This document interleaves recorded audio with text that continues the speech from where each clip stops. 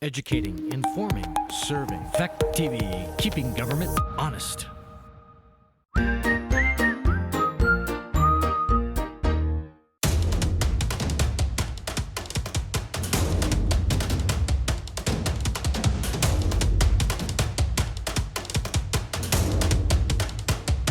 going to call the meeting of the Wyndham Northeast Supervisory Union to order. We are meeting tonight in the library of Bellows Falls Union High School. I'm going to call it 5:34, and we're going to get going here. And before I call adjustments to the agenda, I just want to check my voting member roll here. And if I have missed someone, or I've got something wrong, I would like a shout out, please. Okay, so for Union, it's Lynn Morgan, Jack Breyer, and I anticipate Jessa West Clark. Is she in the room already, Chris? Jessa? I'm here. Okay, great. Great. Okay, for Rockingham is Jason Terry, Priscilla Lambert, and your third member, Priscilla, is that Megan? Or Megan is the third one. When we voted our members back at the beginning of the year, we included any of our others as alternatives. George was our member, so Megan is in tonight, and at our next board meeting, we'll go over And that I- again. would like some help. Is Jason Benson also in the room tonight? Yes, I am. I thought I saw his name on there, yes. All right. I want to know that because I will consider Jason to be an active participant, just not a voting member.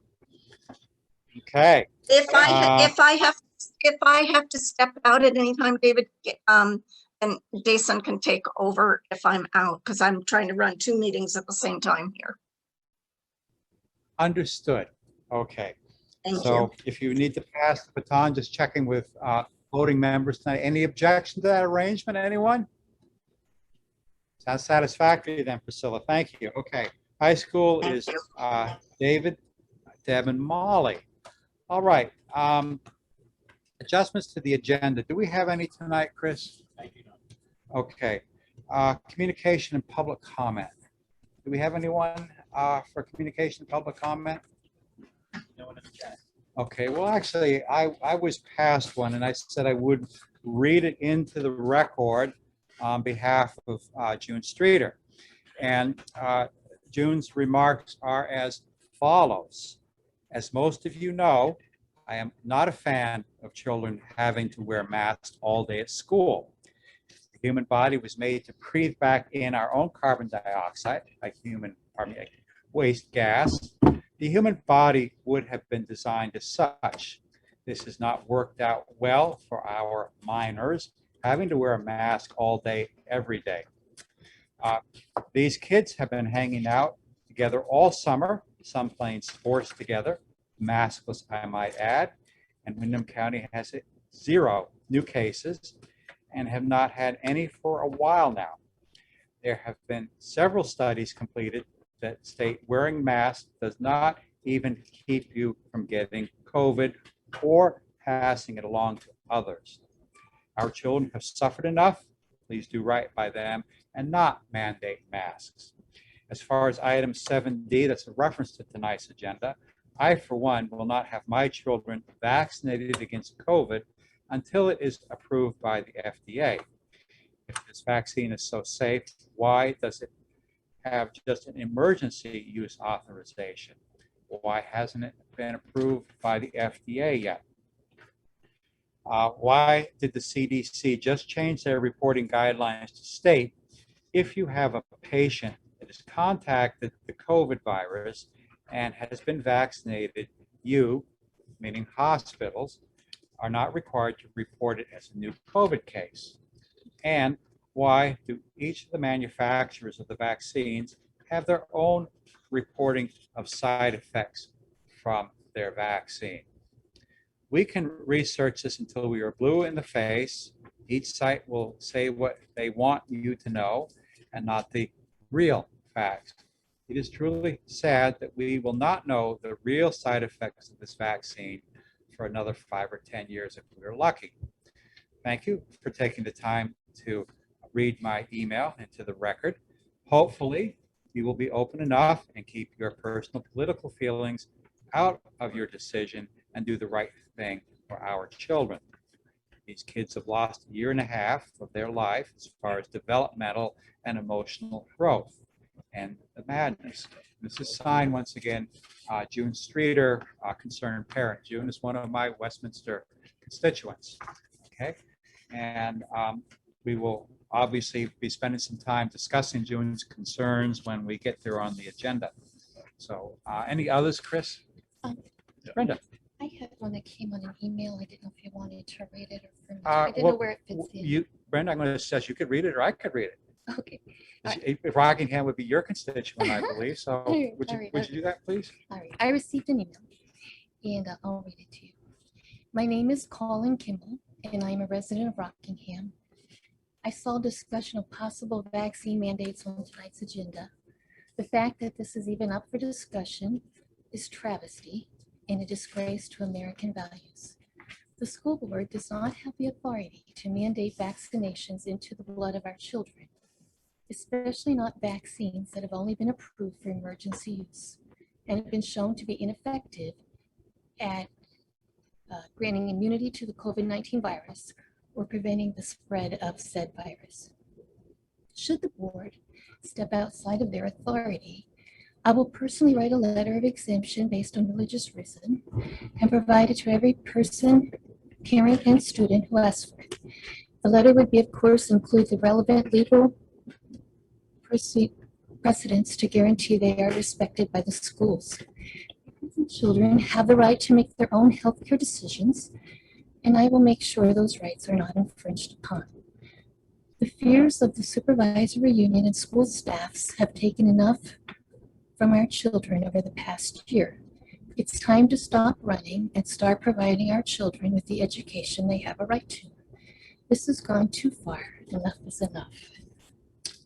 Brenda, thank you for reading that into the record. Now, was from whom again, please? It was from Colin Kimball, who Okay. can't be here for obvious reasons. All right. Well, great. Do we have anyone else in communication public comment, Chris? No, we do not. Okay. All right, then. We're down to approval of the minutes of July 14. Can I have a motion on those minutes, please? Okay, Lynn has the motion. Has everyone had a chance to have a look at those minutes? Are there any corrections anyone wants to offer? All right, I'm not hearing any. I will roll call it. I will, yes, Cheryl. As a guest, may I, since I was a participant? If you were by the board's leave, is there any objection to Cheryl offering a correction to the minutes? We will be dealing here later on in the agenda with Cheryl's status here, but if there are no objections, I would like to hear it. I'm not aware of any, so go ahead, Cheryl. Okay, thank you. These are corrections under director's comments, specific to my comments, simply changes for accuracy. The state, we have to insert conditionally approved, having Westminster as an independent school district is a conditional approval. The spelling of Charlie Hutchison, it's Hutchison,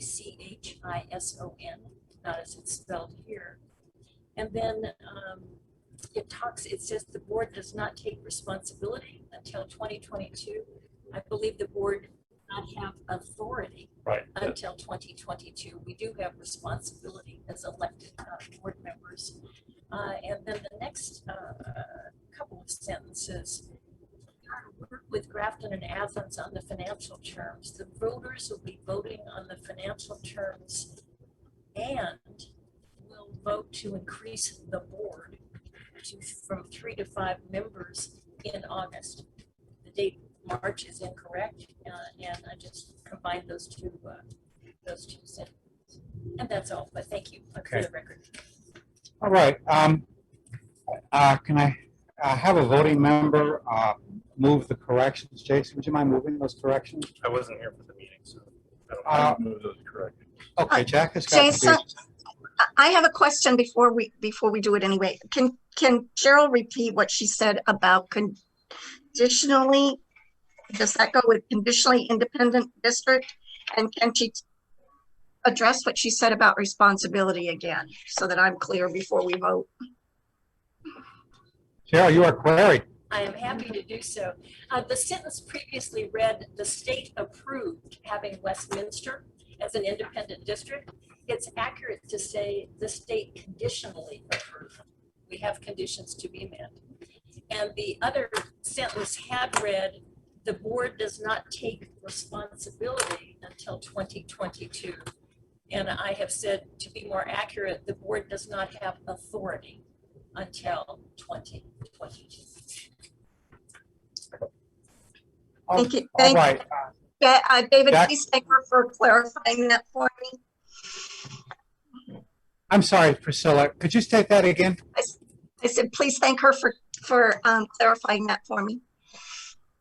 Okay. And I would move that we accept her corrections. Okay. Fine. Jack, you are willing to accept Yes. Priscilla's move on corrections? Okay.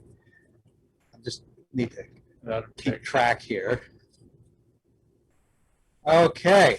I'm going to, hearing no other discussion, I'm going to roll call the virtual members first. Deb Wright, how do you vote?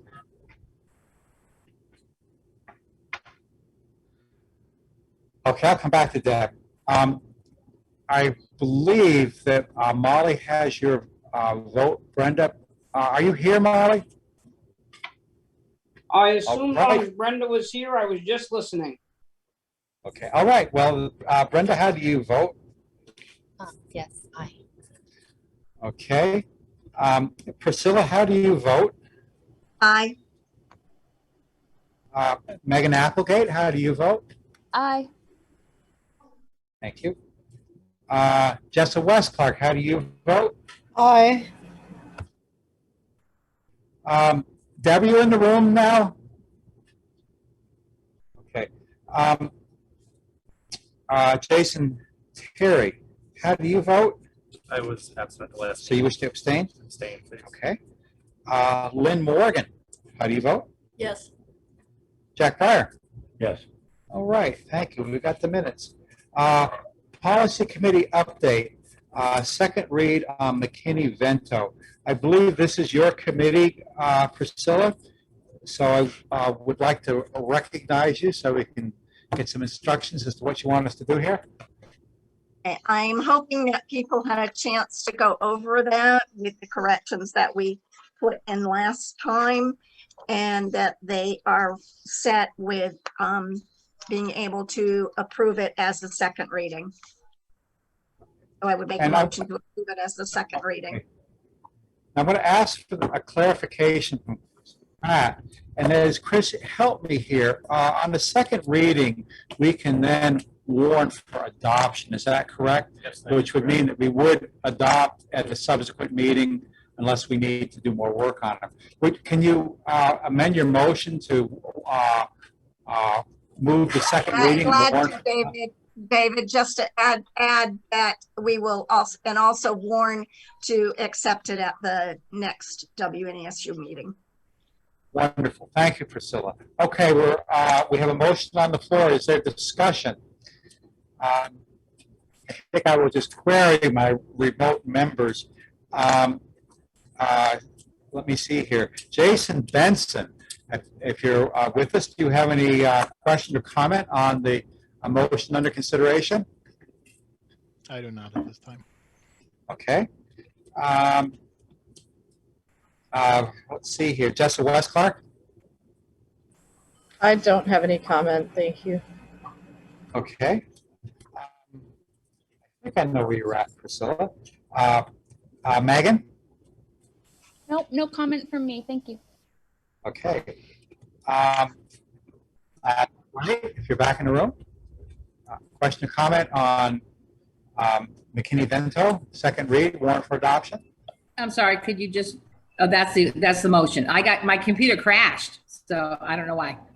So I just closed everything off, including my video, in order to make sure that I could come back in the room. So Just to bring you very briefly up to speed here, Priscilla has move the second reading on the McKinney-Vento policy, and the motion includes a warning for adoption.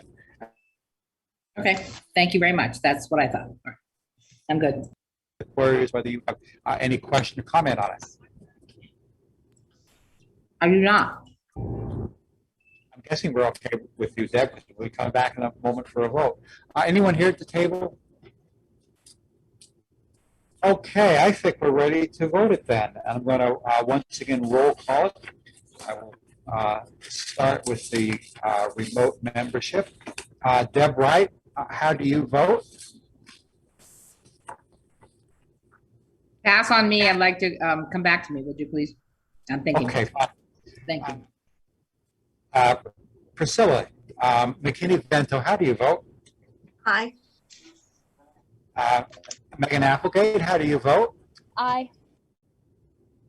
Jessica Westpark. Aye. Okay. Lynn Morgan. Aye. Jack Breyer. Aye.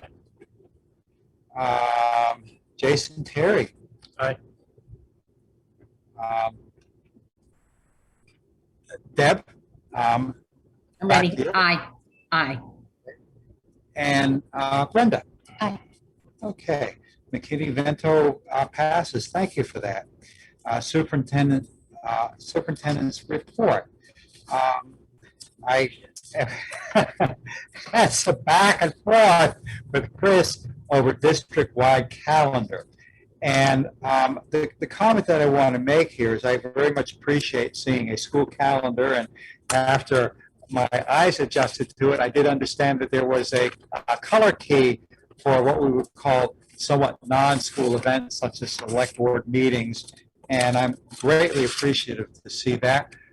It was my comment to Chris and Nicole that I think it'd be extremely helpful if we have some start dates for things such as budget, and also that we should be cognizant of what deadlines may be in terms of warnings for annual meetings. So this is, pretty much simply FYI. I think that maybe we can come back, Chris, at the regular meeting end of the month, and if there are any corrections that need to be made, then we'll have those. So if there are corrections that need to be made, please get them in. Do you want them directed to you, Chris, or would you like to use Nicole as a conduit? I would say they could even send them to you, and you could pass them through to Nicole. That way, you'll have one point of contact. Send them to me, and I'll make sure that administration has them. Okay. Chris, is there anything you want to add to that? No, that covers it. Okay. Chris has provided a WNESU organization chart. Are there any questions on that, or any comment you wish to make, Chris? Nope. I mean, this is something that we have to do every year from the state and have it on the website. Just updating last year's with this year's. Okay, thank you. Anyone who is via Zoom, do we have any Zoom questions from members? Okay, Chris, we're on a roll here. Transportation update. What have you got for us there? Transportation update. So I also included a lot of the stuff that was on the agenda in the report, so you can look at it deeper. But so just go through what we have written down. We've been working on the 2020 school routes.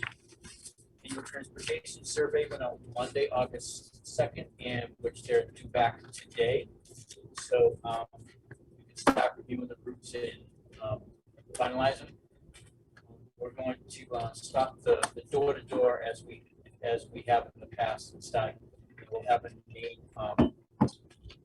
areas where students will be picked up. So we should have by the end of next week. I'm hoping to have what the transportation department is recommended for bus routes on my desk.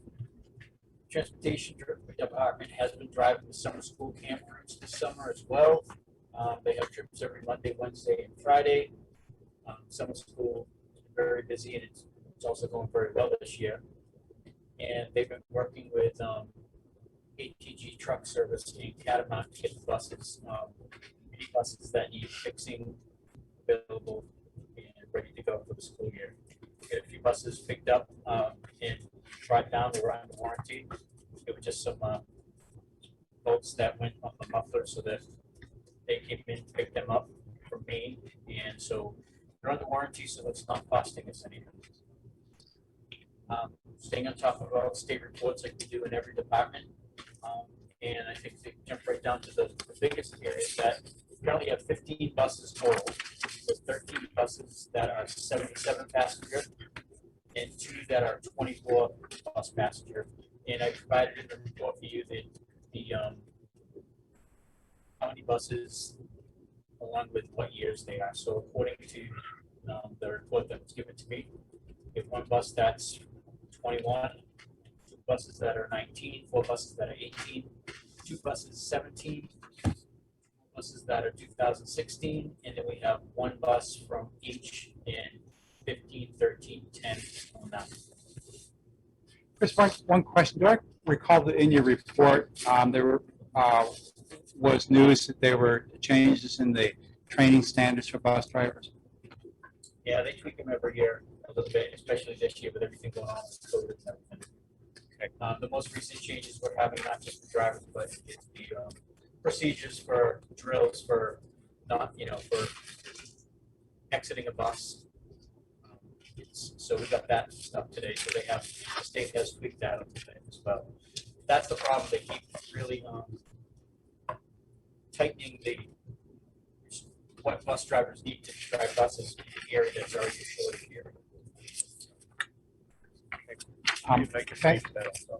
Thank you. Anything else, Chris, before I recognize Jason? Okay. And we've had a conversation about possibly getting the transportation committee meeting together. So go ahead. Yeah, so I just wanted to speak about the federal motor carriers, what they're going to require. Is I believe that they're going to require anyone that carries a CDL to go to a training school for an extended period of time off-site to train with a certified training school. So I think that is coming up. I'm not sure where it is, but I think that's going to be a state mandate for anyone who carries a CDL. I'm not sure how it works with buses, but I'm going to query my board member. I believe you suggested to me that you felt that we should have a transportation committee ahead of the next SU meeting. Is that correct? Yeah, I'd like to, if possible, I'd like to, before the next SU meeting, I'd like to, I don't think we've had a transportation meeting. Like, I'm on the transportation committee. We haven't had one since I've been on that committee. I'd like to do that before the next meeting. I had some thoughts and ideas I'd like to, get involved with. I'd like to try to help best I can and get their advice and see how we can make it all work for kids. Okay. Anyone else on transportation? Anyone in the Zoom on transportation? Okay. We're down to 6A4. Other superintendent. Anything else, Chris? No. Okay. New business for discussion action. A resolution on ESSER and grant accounting. Chris provided some sites from, I think it was 17 VSA, Chris? Okay, and I have a site from 16 VSA, which is section 563. Powers of school boards, form of vote. Item 1 under this, the school board of a school district, in addition to other duties and authority specifically assigned by law, shall determine the educational policies of the school district. That's one item I want people to keep in mind. Secondly, 2, may take any action that is required for the sound administration of the school district.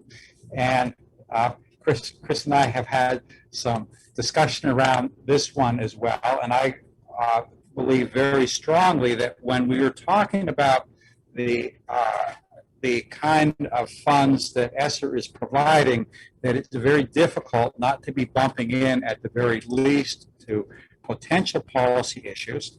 And at the end of the day, it appears that school boards are ultimately responsible for district finances. And I have produced a resolution, which I am going to move here, and then ask the board to consider.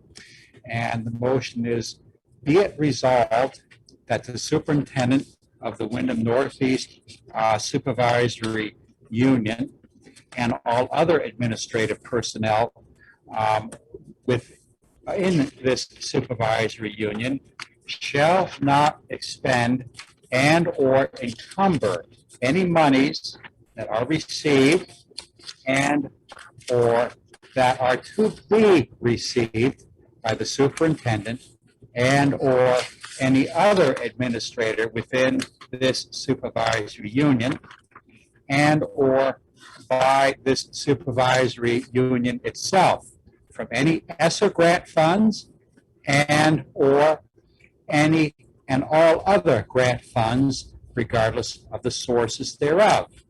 One, without first advising this board of the receipt of all such ESSER and or grant funds, and two, without first obtaining the consent of this board to the expenditure and or encumbering of any and all such ESSER and or other grant funds. Now I'm going to query people who are in Zoom. If anyone would like an electronic copy of that, I can send that to you now if you need it.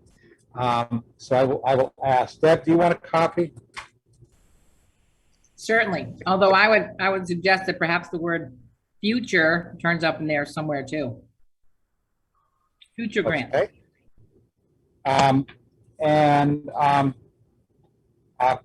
Molly, would you like a copy? Okay.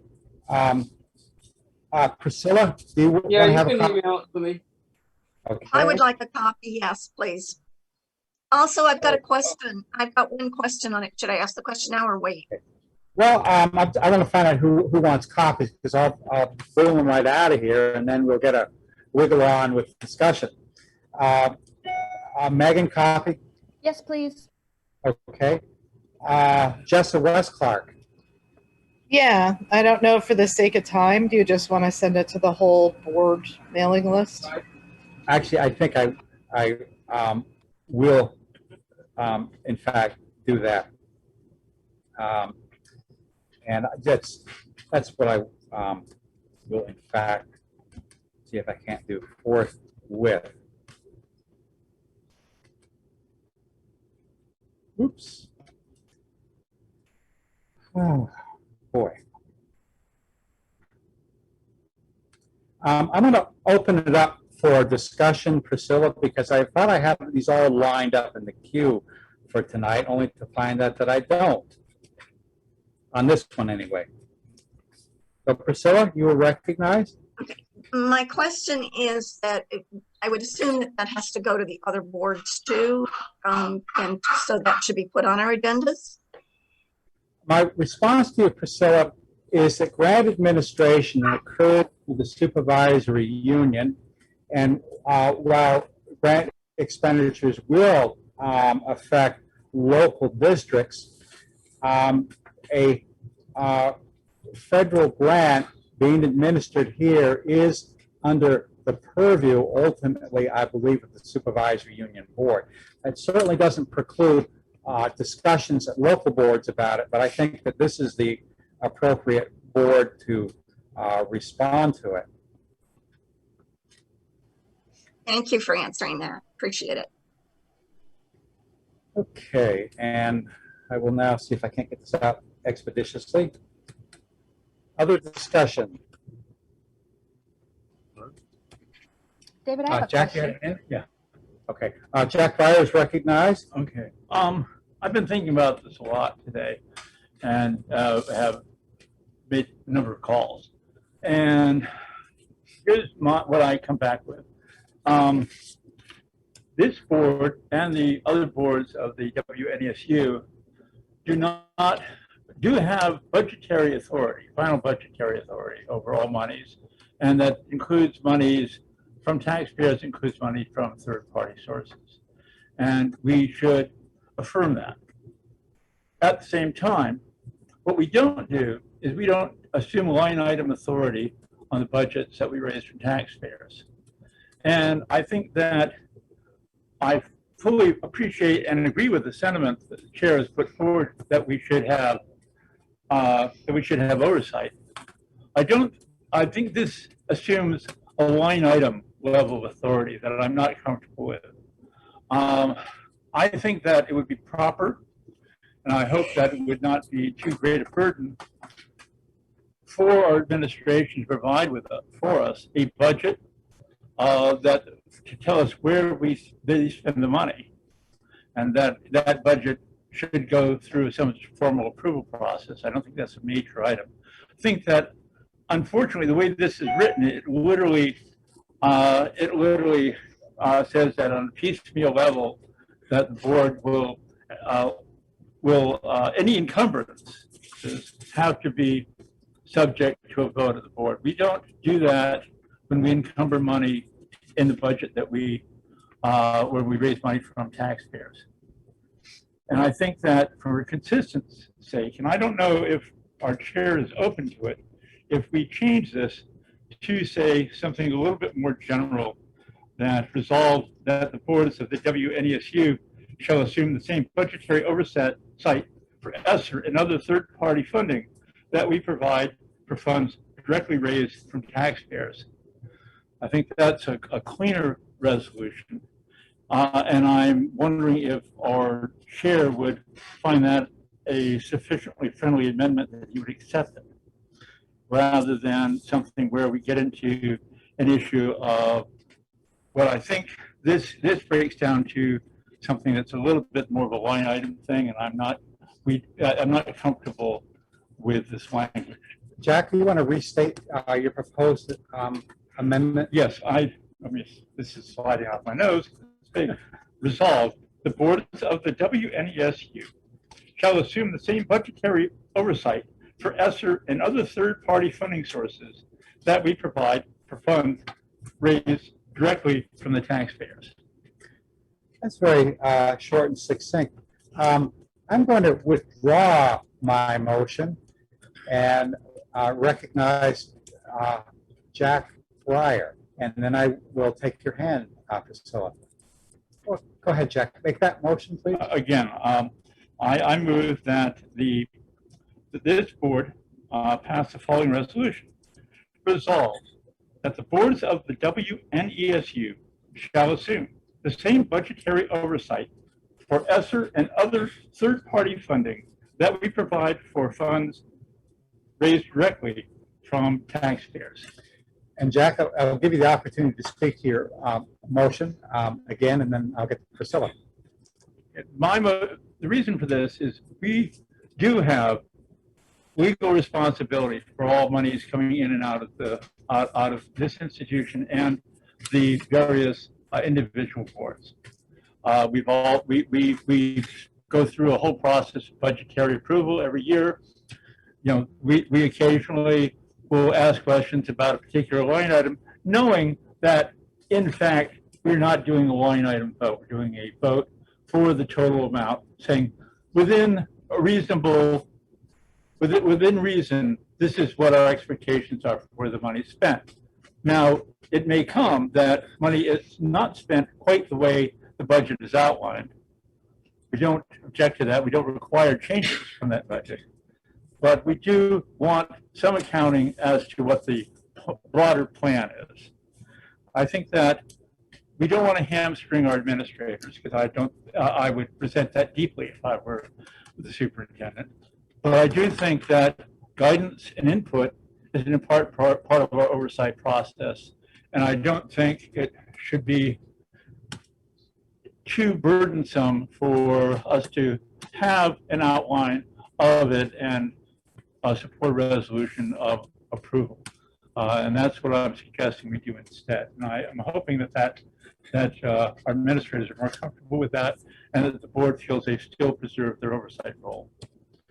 So that's my pitch. Okay, I'm going to recognize Priscilla, and I will come back to Jason. Priscilla, on.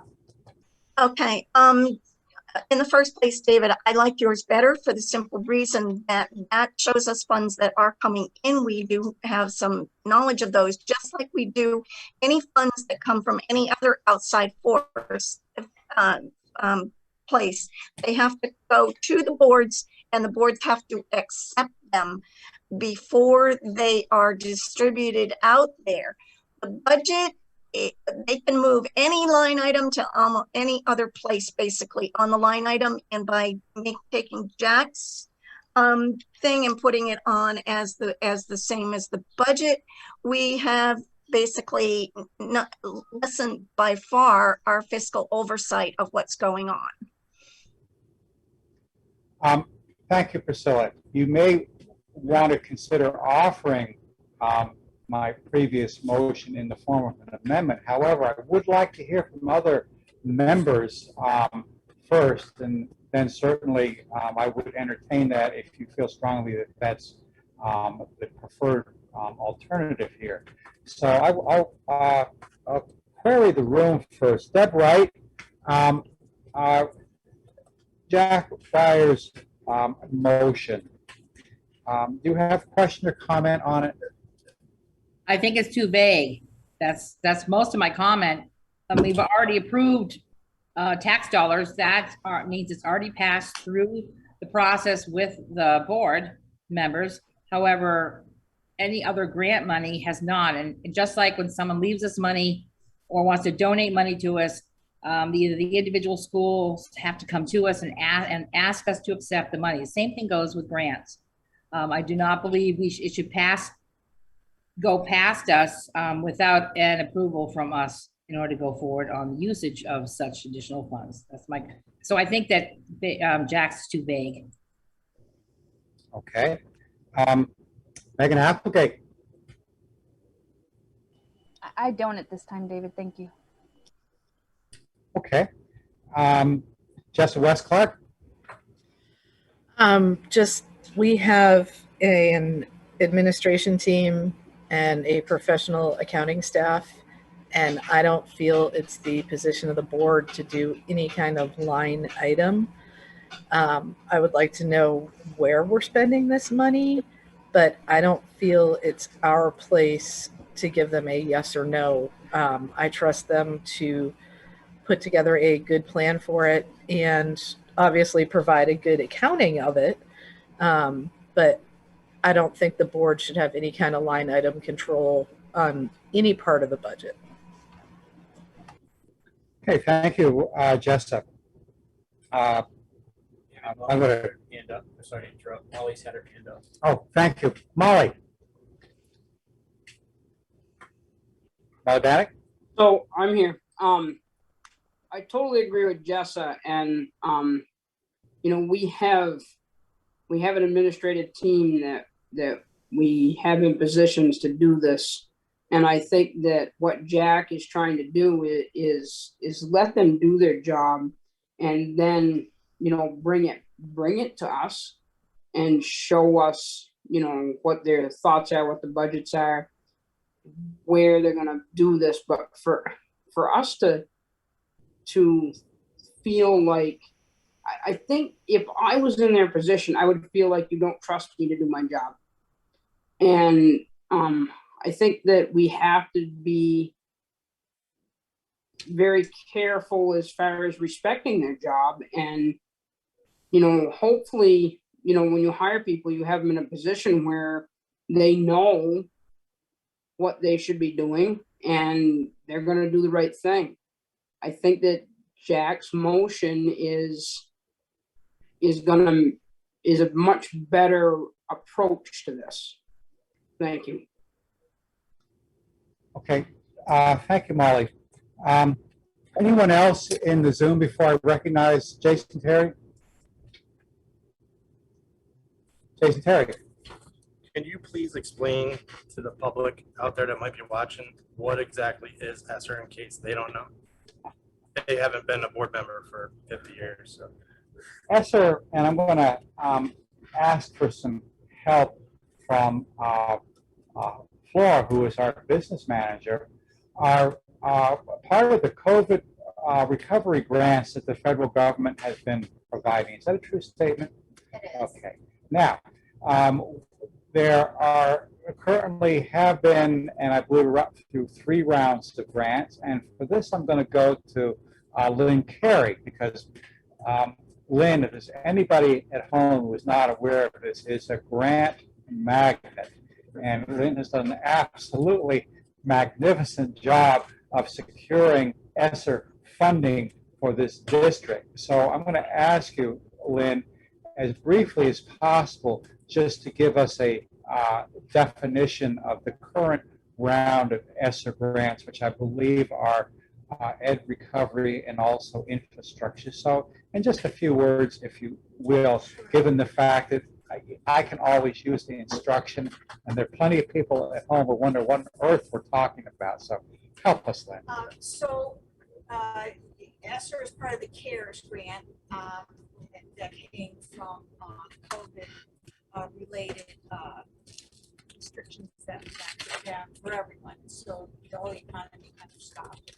ESSER was for mitigation, and we spent that largely in our cafeterias, our food service, our students, our special ed students getting the PPEs we needed, and tables and tents and ways to separate kids.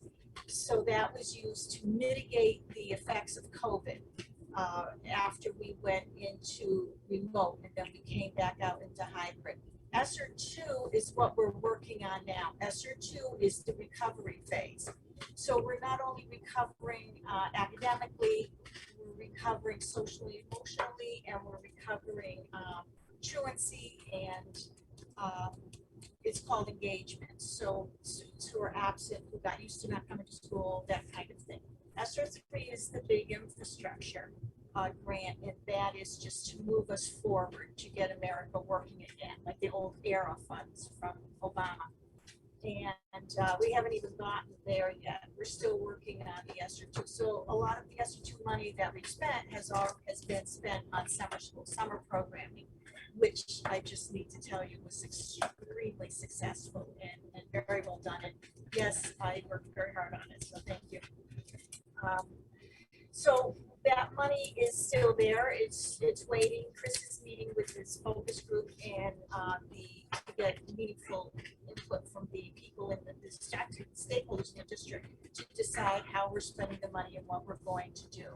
I meet once a week with the state and to talk about, and listen about all the requirements and the parameters, what we can and can't do, how are we going to move forward, what are we going to do.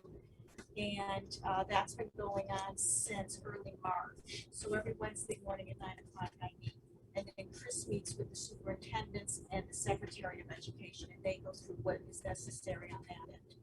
So essentially those are the funds. Right now we're looking at recovery funds. And that's what we're doing as we prepare to enter into school in about 3 weeks. Thank you, Lynn.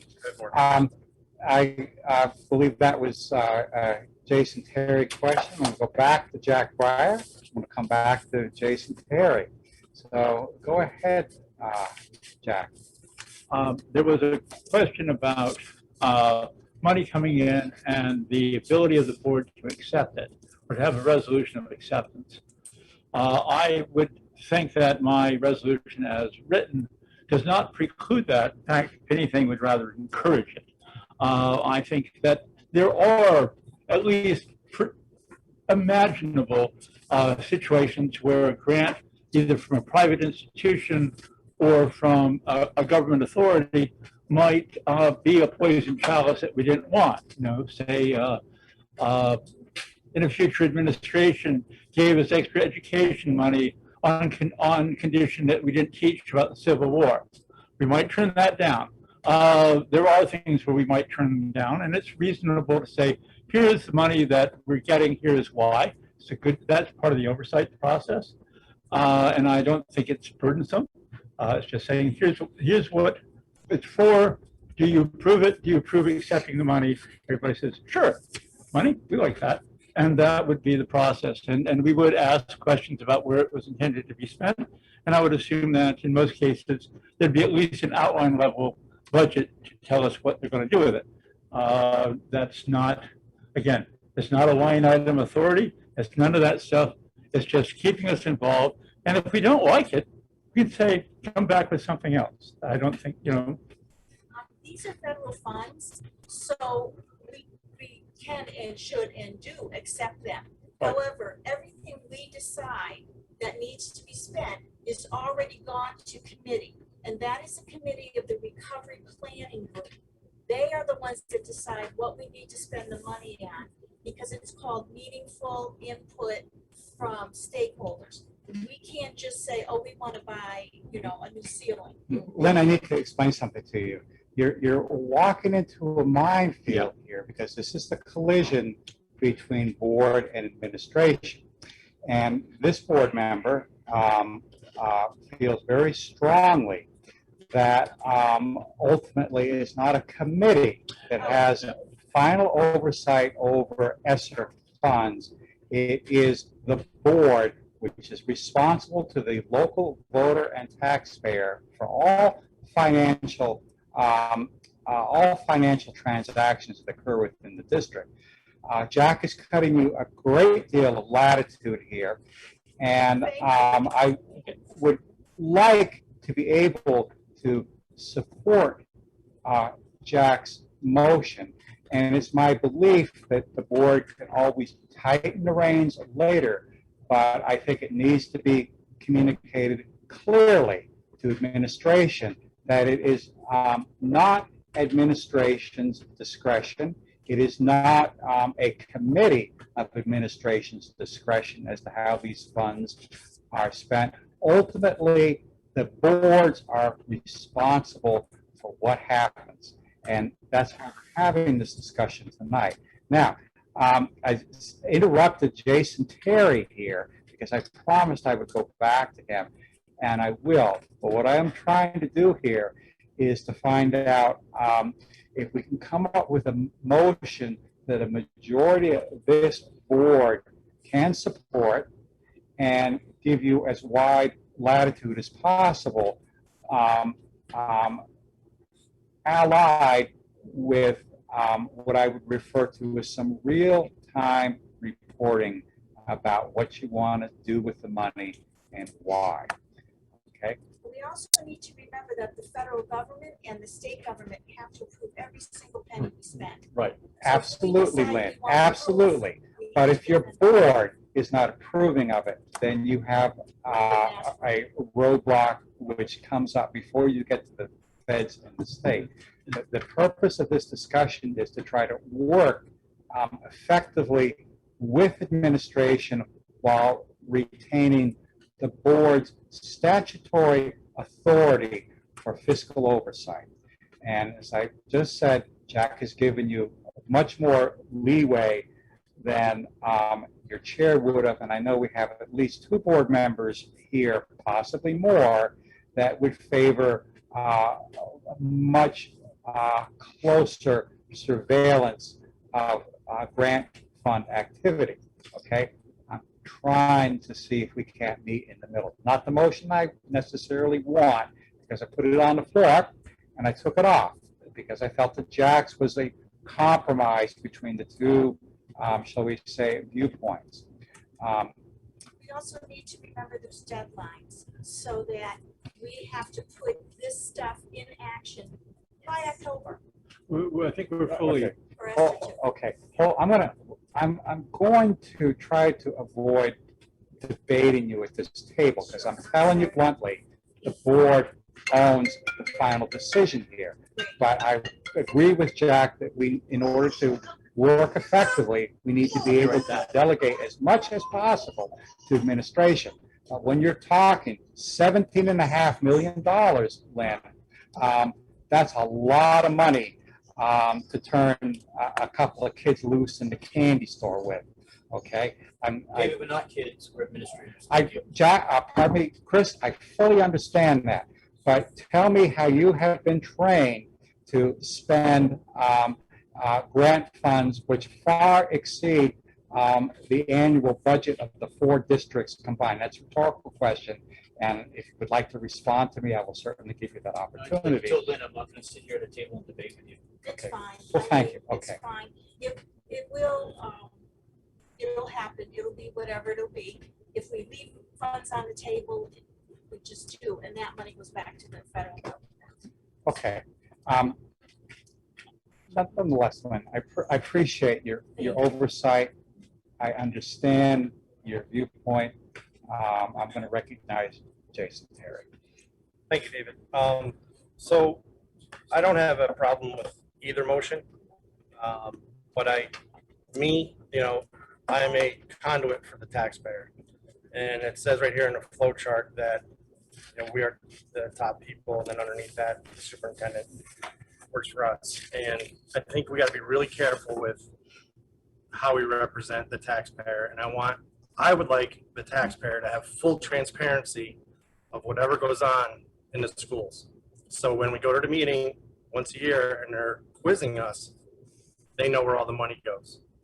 And I think it's really important that we trust administrators, but also I think it's very important that we verify what is being done.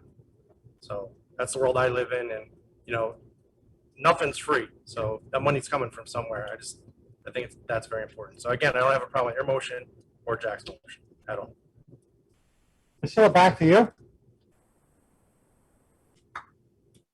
Okay, our budget process is that they do a budget and they bring it to the boards, and the boards see if it's appropriate, and that is detailed by line item.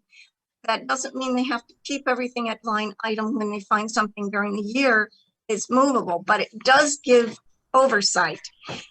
The way when CP said to us, Chris Pratt said to us at our last meeting that he was going to use some of these funds for another district outside ours, that's what raised my level of concern over what the plans were and what we needed to know about this. It means we need to do fiscal oversight. That is our job. And as a board, we can't individually be sued, but our board can be sued for misuse of funds or misappropriations or anything that's not. So we are ultimately responsible. We have to approve a budget, and then it goes to the taxpayer in the regular budget season. A committee does not decide the authority of where the money goes. To be sure, they're used in our district. The funds were approved to us, and we need him to bring this budget to us, which is what your motion, David, did. I am comfortable if you and Jack can come to something in between here as an amendment, but Jack's is wide open for him to not have provided that budget to us. And it doesn't have to be a line item. It could be a general use of, we're going to use it for these things and have a list. But I think the board does need to know and not just use that amount of money, because the taxpayers are going to be asking us, and why did we not know beforehand that these funds are being used in a certain way? Thanks. Can you come up with a in-between for me? Excuse me, that last part, please, Priscilla, again. Can you come up with an in-between motion for me that covers that a little bit better? I'm going to give Jack a crack at that in just a moment. I do want to check in, as I have not heard from Deb. This is the second time around, and I want to give Deb another crack at it, and then I will come back and recognize Jack, who, as the maker of the current motion, I am willing to recognize what's effectively a third time under discussion. So Deb, any additional comment or question here? Yes, just I agree with Priscilla that something more stringent would make more sense to me, and I would be in favor of that, something between the two. However, I am kind of shocked at the lack of transparency here with the funds, and I don't understand why we're being sidestepped And that's just it, bluntly, sidestepped, because I take offense at being accused of not trusting the administration. On the reverse, it is dismissive of administration to not include the fiduciaries, that's us, on any incoming funds that are not already tax dollars. It just, I'm astounded. The $17.5 million that you just mentioned, if I've heard it at all, would only be one other time, and that's shocking.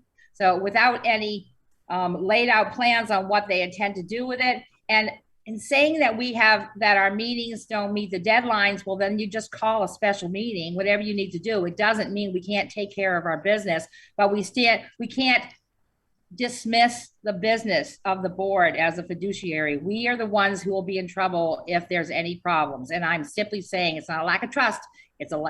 Right here is a lack of transparency. That's all I have to say. I'd like something between Jack's and David's motion would make sense to me. Okay, anybody else in the room before I get back to Jack? Flora? So this is just so when Jack puts together his next motion, takes everything into consideration, the whole picture. So like Dr. Carey mentioned, our funds have deadlines, and once Dr. Carey presents everything to the business office, we have to submit to the state in a timely manner. So I wouldn't want any funds to go through the gap because of deadlines. So if you put any motion in place, I would like to have anything that each time Dr. Carey presents anything to the board, we should address it in a really short timely manner as soon as possible to avoid losing any funds, which is our main concern. Thank you, Flora. I'm just about to recognize Jack again.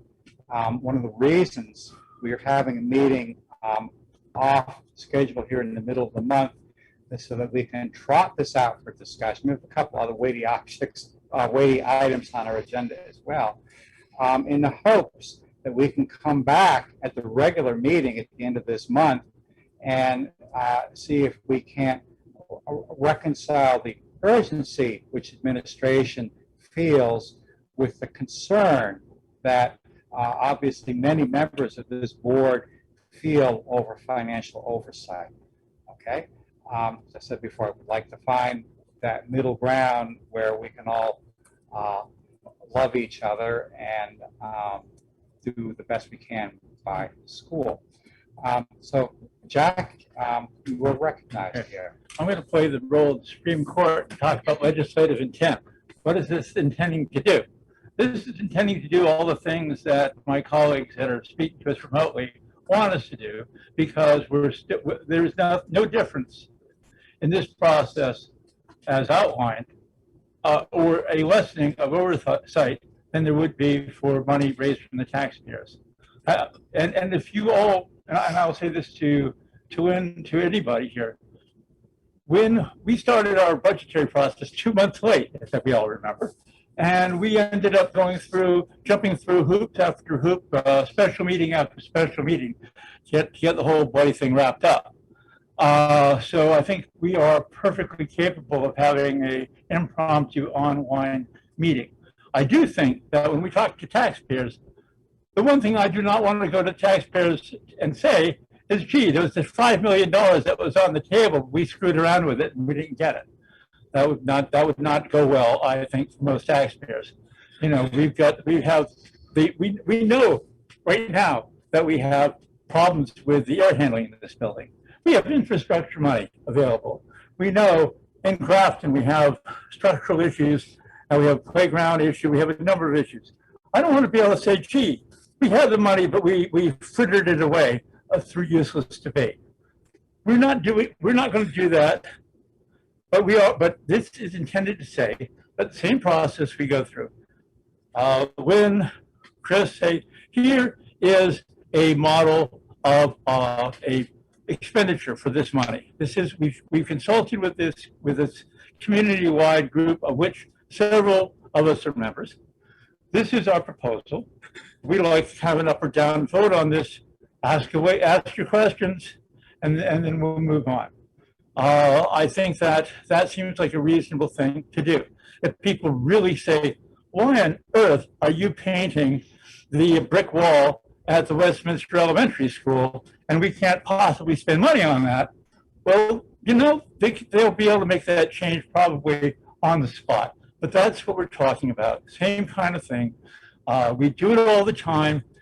There is nothing, and I assure you, Priscilla, there's nothing in what I've written here that's any less than what we do and Deb, than what we normally do. All we're just trying to do is A, be expeditious, B, assume our legal authority, and let our administrators do their jobs, because they do prep the whole budget. We don't go through, you know, a staff by staff review of folks. We ask questions about why we have so many math teachers, perhaps, but we don't go through the entire, you know, we don't go through the process at a level of granularity that, well, I do, but most of you don't go through it at that level of granularity before we approve it, because otherwise it would take 9 months to do it.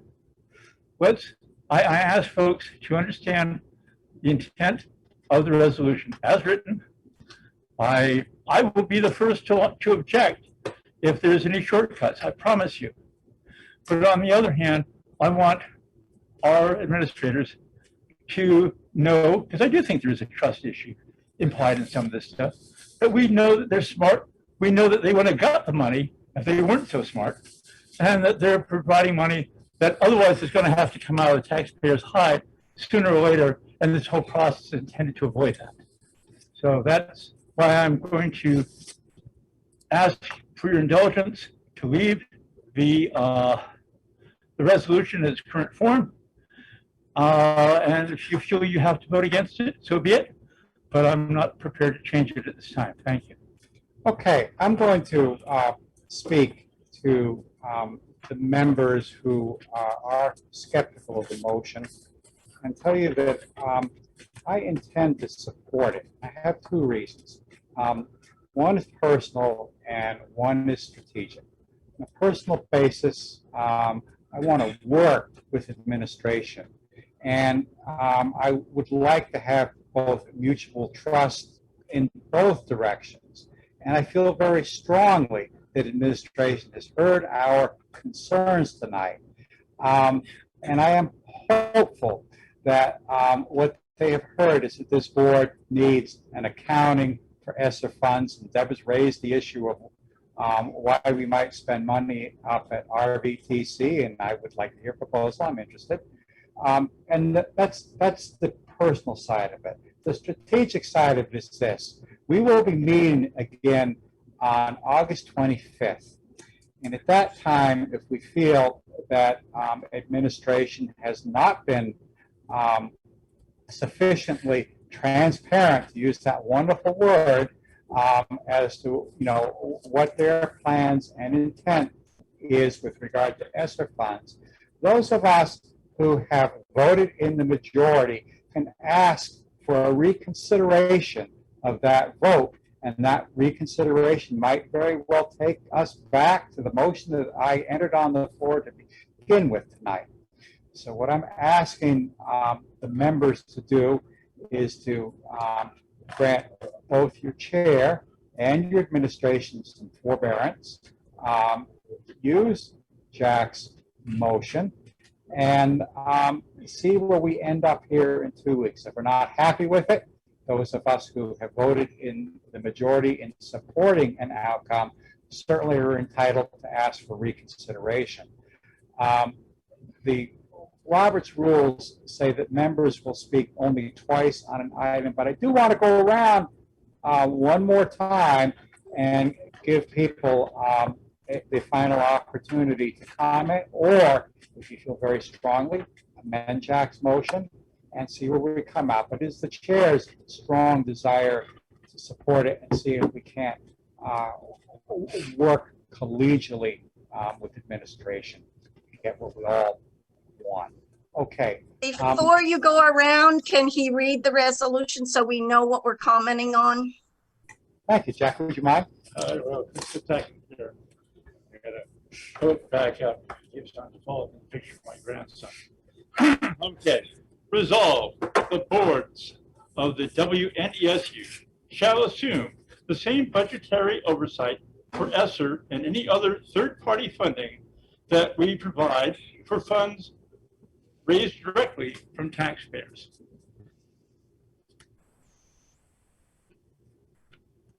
You good on that now, Priscilla? I'm confused. And the reason I'm confused is because from one moment you were telling me that he's can go ahead with funds, but that if it's the same budgetary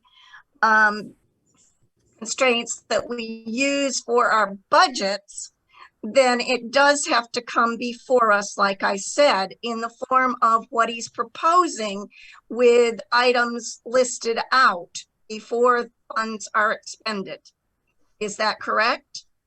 I have suggested in my commentary about this that it would be my hope that that our administration, who spend a great deal of time with committees and such, will have at least an outline level budget for where the money should be expended. And what I'm saying is, we would, in this process, I would expect to see something of that type. Maybe not at the dollar level, but sort of round order of magnitude, such that we can agree this is what we'd like the money spent on. This seems like a reasonable place for everybody to go. I'm going to be very mindful not to overburden our administration, or hold them to the penny accountable, or look over their shoulder at a granular level here. But I think that's a reasonable thing for us to keep informed, because it tells us where we're not going to be spending money by asking the taxpayers for it. And that's why it seems like a reasonable thing to do. But again, I think what we're trying to do here is have some artful language that allows everybody to walk away from the precipice. And it's not burdensome, because I don't want it to be burdensome on our administration, because I have great respect for their skills, and I think most of us do. And I want us to go in that with that in mind. Brenda. So can I continue clarification, David? You mind that? Brenda, by your leave? Yeah. Yeah. So provide from taxpayers the same levels that are provided prior to expenditure of funds? Is that what you're All I saying? said here, what I'm saying is what I said, and I'll read it again. The same budgetary oversight for ESSER and other third-party funding that we provide for funds directly raised from taxpayers. When this information is provided to board members, if they feel the need to question whether or not we need to spend $20 on the toilet door handles or not, it's up to them to do. But it's my hope that we won't be doing that. We'll be doing what we normally do, which is having, all we're saying here is we're assuming the legal accountability that we have to have. At the same time, we're trying to give them the maximum discretion. And I've tried very hard to keep the language simple and not overly onerous on anybody's part. Laura, I do have your hand. I just want to make sure you're done, Priscilla.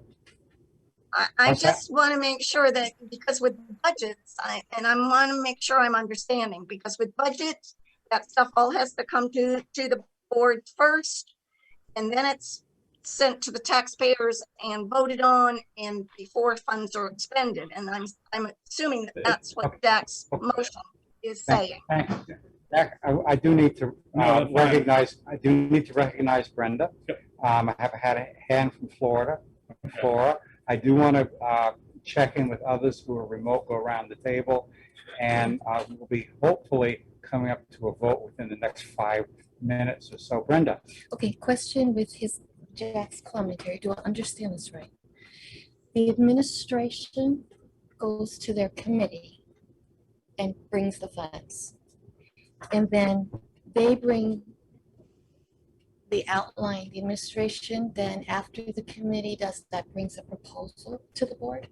I believe that you were querying Lynn, because she did describe a process, or Chris if he wants to. Is that correct though?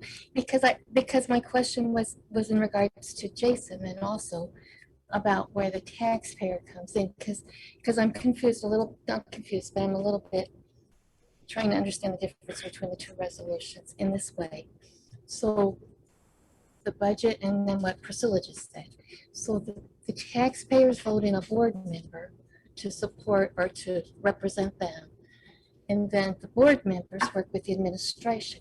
The board members and the taxpayers don't know what's available. That is Lynn's job and the administration's job. So they present to us what's available in funding.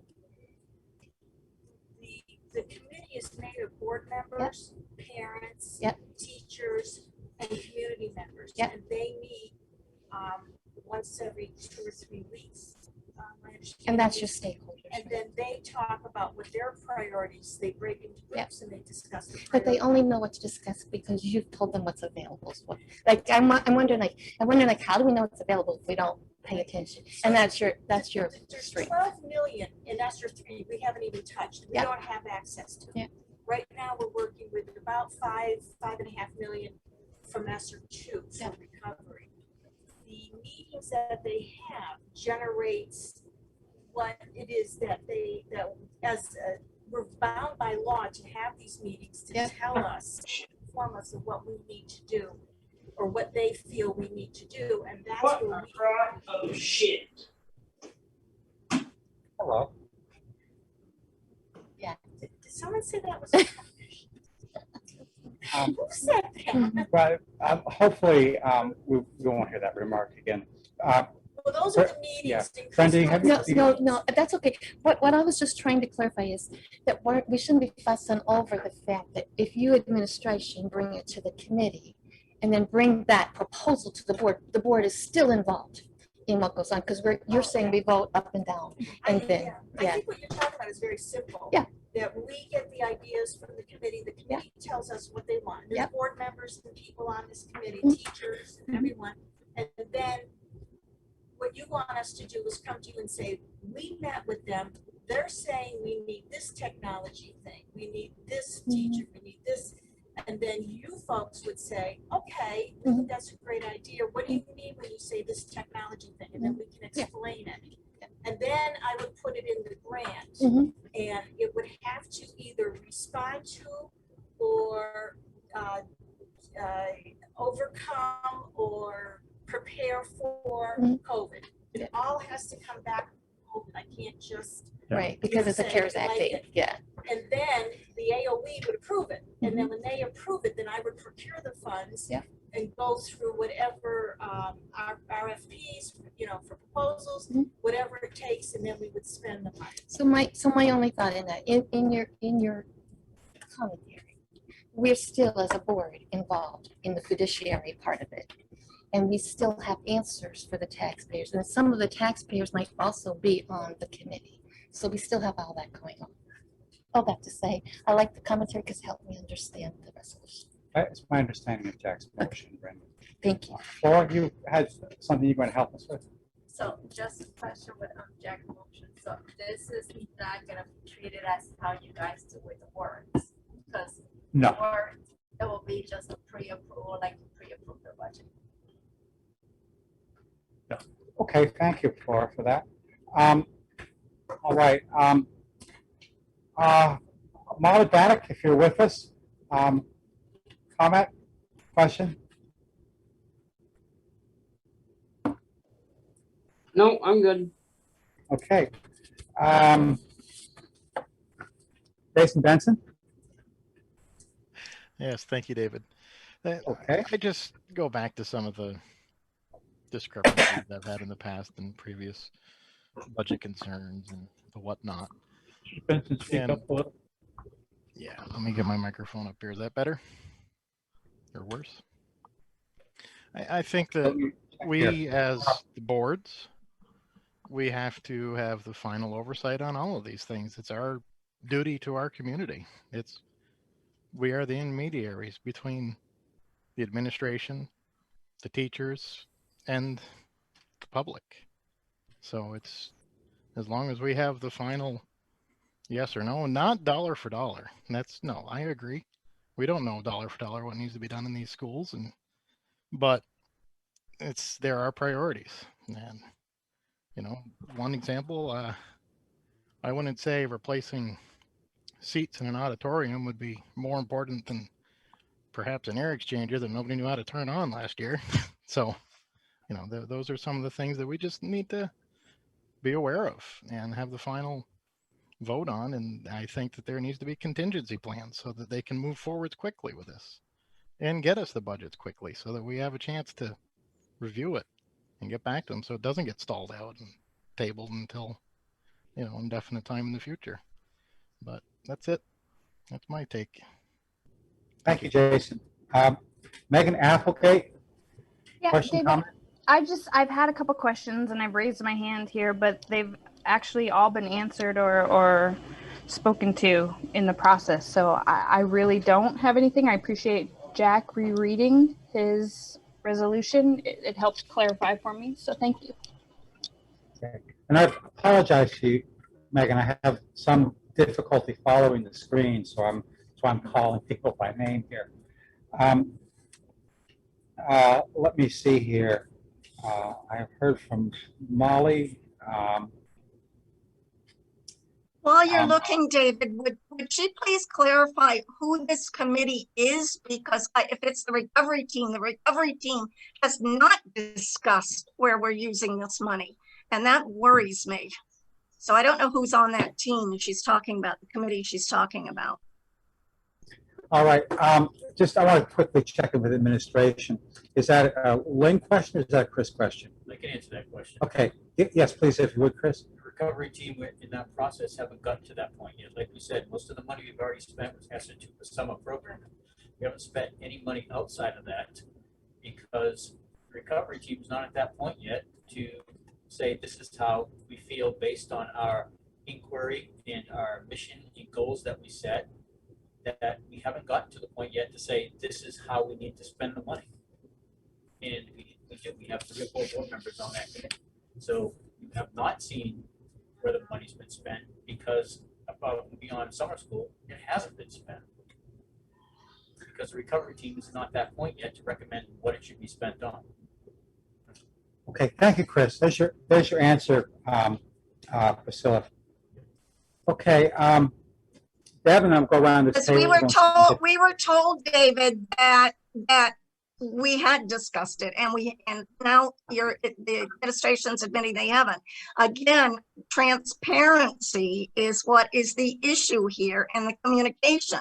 And that's why I think we're having this discussion and why several of your board members are so concerned that we look at what is being spent, because we need to see that plan and find out before it is spent. And just bringing it back to the board, and like we said, it doesn't have to be line by line item, but it does need to be a plan brought back to us before it's spent.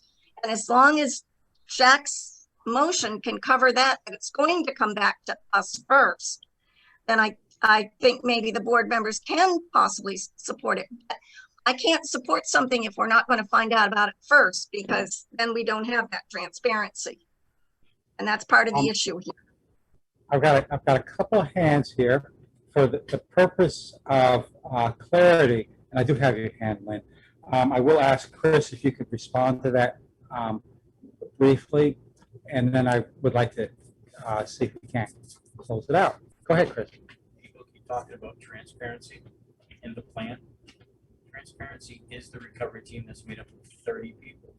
The plan that everyone keeps talking about is the plan that's going to come from the recovery team that we have not finished yet. Once that plan is done, part of that team, Cheryl's part of that team, David's come part of those teams. Everyone keeps talking about the plan that the administration has not shown or been transparent with, because it's not my plan. It's a plan made up of the 30 people who meet every other week to develop it. It's a long process. So I'm a bit confused when people keep talking about transparency in the plan, when some of you are part of that plan and part of making the decision ultimately in how that money is going to be spent, because that's what the state has mandated we do before any money is spent. So I'm a little confused in regards to why people keep talking about the plan and the lack of transparency, when I don't know how much more transparent you can be as an administration if you have a team of 30 people, of teachers, administrators, and board members creating this plan. So that's pretty much where I am right now. Priscilla, brief response. At the end of the day, the board owns it.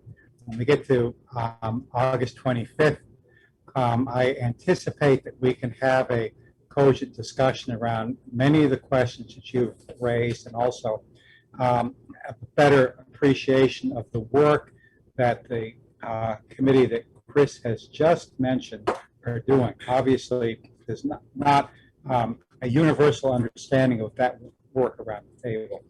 Okay. Yeah, I'm on that committee, and Megan is, and Cheryl is. And that's why I'm raising the issues at this point, David, because they're trying to tell you that they've got this plan of the spending the money, and then, you know, that's why the plan needs to come to us with a little more detail of where the money is going. And as long as Jack's motion addresses that, and the plan is going to come back to us, that's one thing. But you know, the things are not jiving with what I'm seeing being done. Thank you, Priscilla. It raises Lynn. issues. Okay.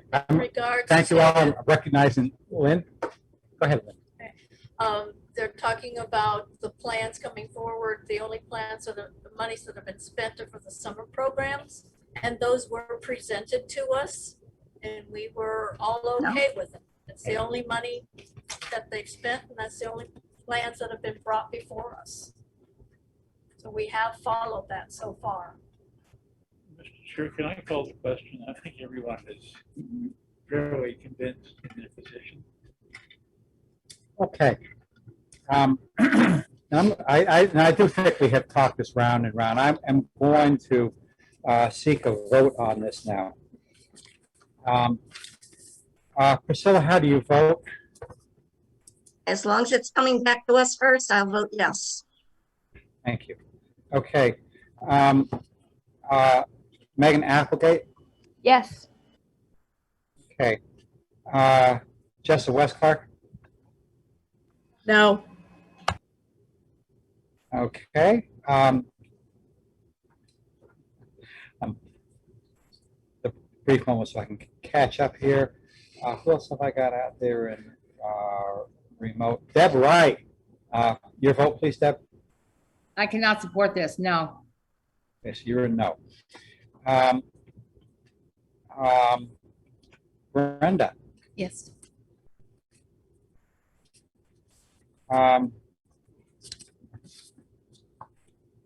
Jason Terry. Can I hear the question again, please? Well, the question is Jack's motion. Do you want to restate your motion, please, Jack? Bear with me. A resolve. The boards of the WNESU shall assume the same budgetary oversight for ESSER and other third-party funding that we provide for funds directly raised from taxpayers. Yes. Lynn Morgan? Yes. Jack Breyer? Yes. Okay. I have 1, 2, 3, 4, 5. I have 6 yes votes, 2 no votes. Priscilla, work with me on this one so we can be prepared for the meeting of the 25th. All right. Okay. I'm going to, with the board's permission, seek to first address 7E, discussion of ex officio involvement of Westminster School Board before we come back to resolution on academic assessment. Okay, is there any objection? Is anyone who's on Zoom objecting? Okay. Westminster School Board is currently has some responsibilities. There's a question as to what sort of participation Westminster School Board might have at this table. I did seek legal advice from Sean Tui, who works very closely with Pietro Lynn. Chris has copies, I believe, that we can share around the table of that opinion, but I think I will also read that out for people here. Chris, you able to distribute those? Sean's? Red folder I gave you. Oh, thank you. There we go. And people at home should be seeing that email here in very short order. Okay. I had queried Sean as to whether we could invite a member of Westminster School Board here to act in ex officio capacity. That would mean party to discussions, party to executive sessions as appropriate, but that individual would have no vote. It's been indicated to me that Westminster School Board would like to have Cheryl Charles in that role because Cheryl is an extremely well-read individual here. And what Sean said is, as discussed under the Vermont statutes, Cheryl cannot be a voting member and cannot be counted as an official member of the Supervisory Union Board until Westminster School District is officially added to the Supervisory Union by the State Board of Education. Nonetheless, a majority of the SU board can vote to allow her to sit and participate in SU meetings, including inviting her into executive session, as long as she does not get to vote. So what I would like here for a motion would be a motion which states that the Supervisory Union Board recognizes a member of Westminster School Board to act in a non-voting ex officio capacity on behalf of Westminster School Board. Can I ask for a motion on that, please? Jack has the motion? Yes, I would like Would you like to speak to your motion, Jack? Well, I would actually like to speak to it, to add to it, that I would like a formal query be made of the State Board of Education as to whether or not Westminster School District is a member of the Supervisory Union, because I sat in that meeting and I distinctly heard phrases that I assumed meant that that's what they thought that they were voting for. In fact, I'm almost positive of it, and I think that you'll find a transcript will confirm that. Mr. Toohey was not present at that point in the meeting. I was, and so I would say that we see her as an ex officio member until we get clarification from the State Board of Education as to whether the Westminster School Board is a member of Supervisory Union. Okay, Jack, so if I may restate your motion, it is to seat a member of Westminster School Board as an ex officio non-voting member of the Supervisory Union Board while seeking clarification from the State Board of Education as to whether Westminster School Board is recognized by them as a member of the WNESU. There you go. Okay, all right. Everyone have that motion? I want to open it for discussion, and who would like to discuss? Anyone in Zoom? Chris, do we have anyone in Zoom who wants to discuss? Okay, then I think we can move to a vote. I am going to begin by querying the remote members first, and I'll come back to the table. Let me see here. Deb Wright, how do you vote?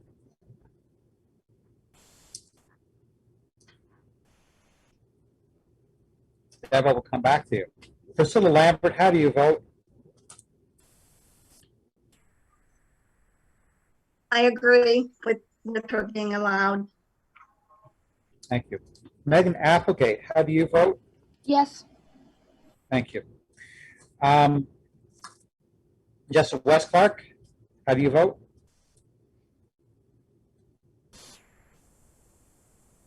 Yes. Thank you. One more time, Deb Wright, if you're here, how do you vote? I am, yes. Thank you. Okay, Jason Terry. Yes. Let me see, Lynn Morgan, Yes. Jack Dreyer, Yes. Brenda. Yes. Okay, all right.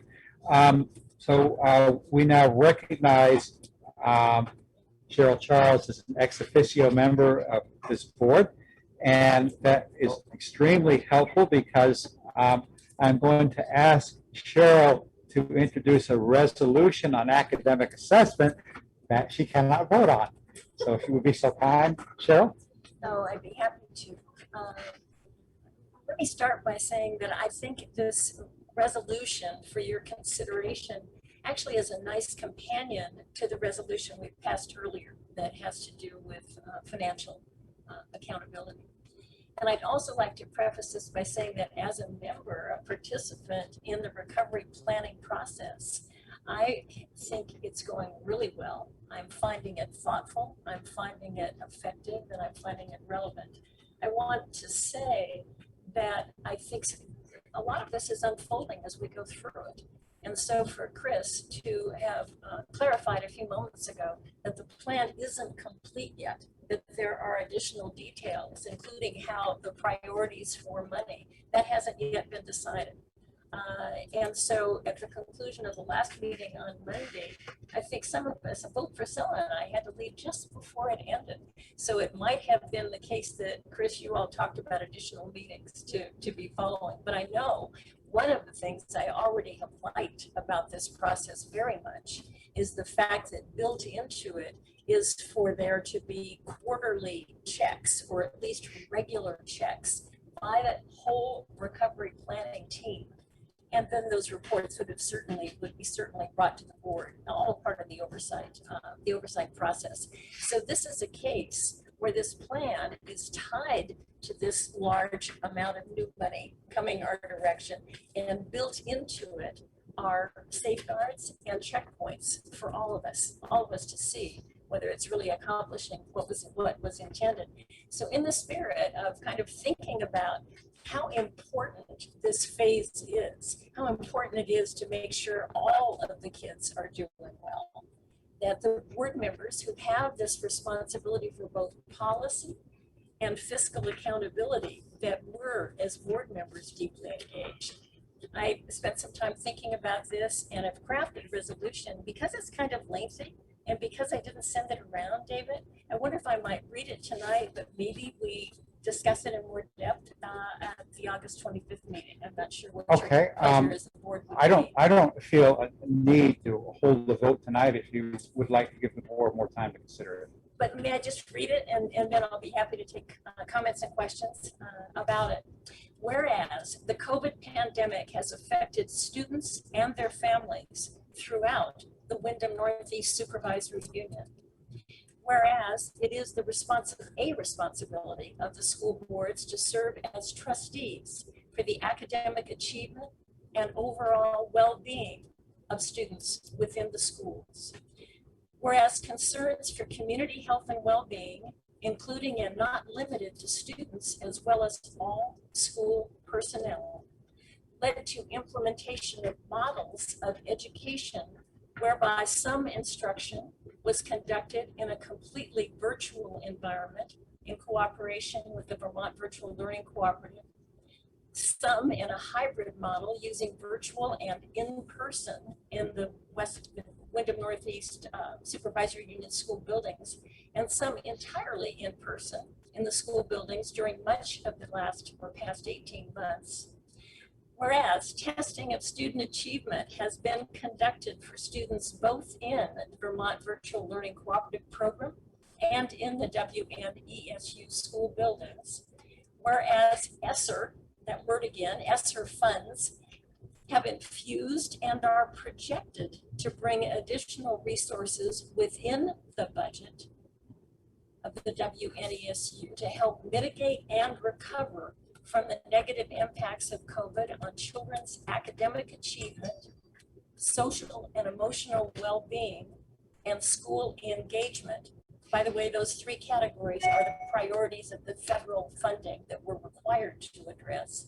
Therefore, be it resolved that the members of the WNESU school board and the member school district boards will actively support the implementation and oversight of the WNESU 21-22 recovery plan, including student test scores, progress against goals, assessments of social and emotional health, and financial accountability, with a review of all results and recommendations for further action. Thank you, Cheryl. You're welcome. Questions or comments, remote? Deb Wright? No, I'm fine, thank you, thank you. Okay. Jason Benson? I'm good, thank you. Okay. Megan Applegate? I'm good. Thank you, David. Okay. Jess Westpark? Just that the number of resolutions and amendments is starting to get confusing tonight when we're voting. Jessa, we're not voting tonight. Cheryl's asked to hold it until the regular meeting Just on the 21st. in general, there's a lot tonight. We'll circulate it to you, Jessa, so you can study. In fact, I think maybe we're going to need to circulate it to all members in all districts. Marla Danik?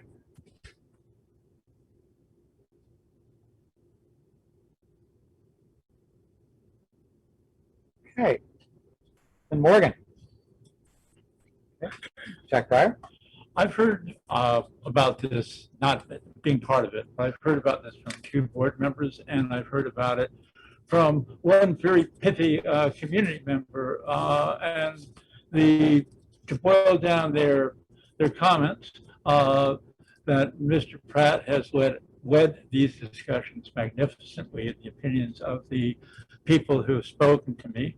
They also said that in addition to conducting a master class on how to do it, the question that was directed to me personally was, how come the school board doesn't use the same, doesn't do the same thing, and why we don't do a full review of the entire of our district in a similar fashion before fashioning a budget. And the question was very much directed to me about why I wasn't insisting on it, and I think they're right. So I just want to put that out for the record. Okay. Brenda? Jason? Thank you, Cheryl. All right. New business for discussion action 7C, discussion on safety protocols for school reopening. This is really a Chris Pratt item here, and it's on here for action in case Chris wants to ask for action. But I think really what we want to know is what you want to do, Chris, when we reopen school in terms of safety, because of course we are mindful that we have a significant population that is cannot be vaccinated. Okay, I would like to request that in the absence of the governor declaring a state of emergency or requiring adherence to the directions outlined in his memo sent out on August 4th, which I shared with everybody here, I would recommend that WNESU and each individual school board mandate that we follow the memo's directives.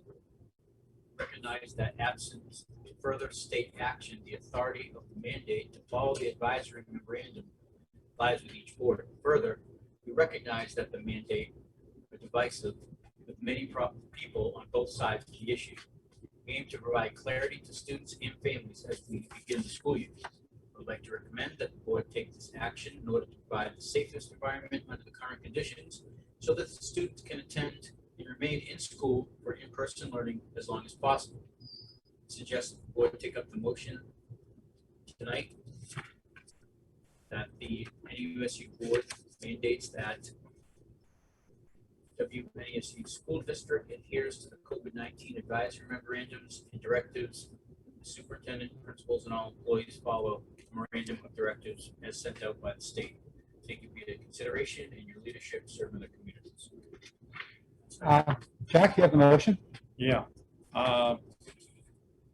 What he said, but I'm going to offer an amendment. Well, Jack, actually, you have the opportunity to state the motion any way you want to. If you want to put it on the floor and then offer an amendment, I suppose you could do that, I guess. Well, I'd like to request that absent the governor declaring a state of emergency, that the WNESU and each individual school board mandate that they follow the recommendations of the CDC, and that we recognize the authority of the state board, that we want to adhere to the best practices as outlined by the Centers for Disease Control and adhere to those if there is a conflict. And that's what I would say. Okay. One more time, please, for clarity, and we'll open up for discussion. Resolved, absent the governor declaring a state of emergency and requiring adherence to the directions outlined by him, that the WNESU and its individual school boards mandate that we follow the advice of the Centers for Disease Control and adhere to the best practices as they have outlined. Okay, thank you. Jack, I just want to question you on one thing. I don't think that the supervisory union board has the authority to bind the member districts. But let's look for some language here that we recommend to the individual, that we as a board would adhere to those guidelines, and that we would recommend to our constituent boards that they do so as well. Okay, thank you. Jack, we'd like to speak to your motion. Yeah. There was a comment earlier tonight that said there were no COVID cases in our area. I'm going to correct it because I actually happen to have the number. It's 40. And that 40 has come up in the last 8 days. It's the fastest growing increase that we have had during the entire epidemic. Now, this is not nearly as large as it was during the December peak, but we're in the summer when there was none last year. That's point one. Point two is that last year, we would have given our right arms to have had kids attending school with masks on in preference to having remote learning and closing the whole system down. And I believe strongly that if we do not adhere to best practices, that is what we are guaranteeing by December. My recommended resolution here is an attempt to do that. It is an attempt to make certain that we don't make this, that we adhere to the protocols the CDC is recommending. They are the medical authority. Dan French is not. I've not seen Dan French's medical degree. I have seen Keith Loud's medical degree at Dartmouth, who's offered to be helpful to us. I know of the new statistics chairman at the Center for Disease Control, who's taking his job in 2 weeks. And I know their view on the subject. And we are certainly welcome to do that.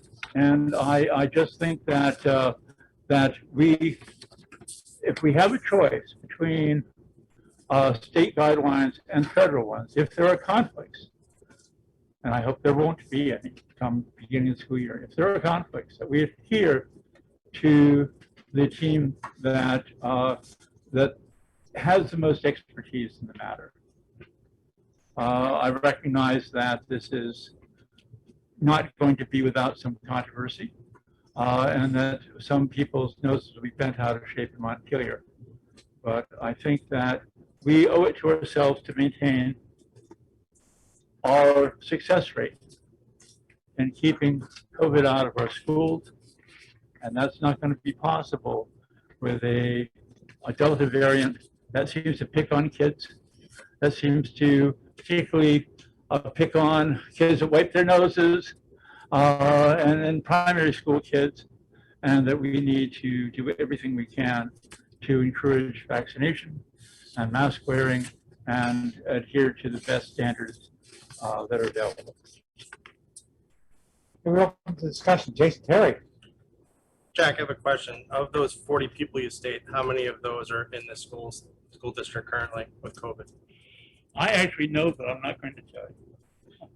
And I'm not going to tell you because I don't think it's a possible way of getting into to a HIPAA thing. I just happen to know it because I know some of the folks at DH and at the UVA Medical Center, and it's really not information I should have, to be honest with you. So another point is you said that Dan French does not have a medical degree, but Mark Levine sure does. He's also one that signed this document for Day 4. So are you?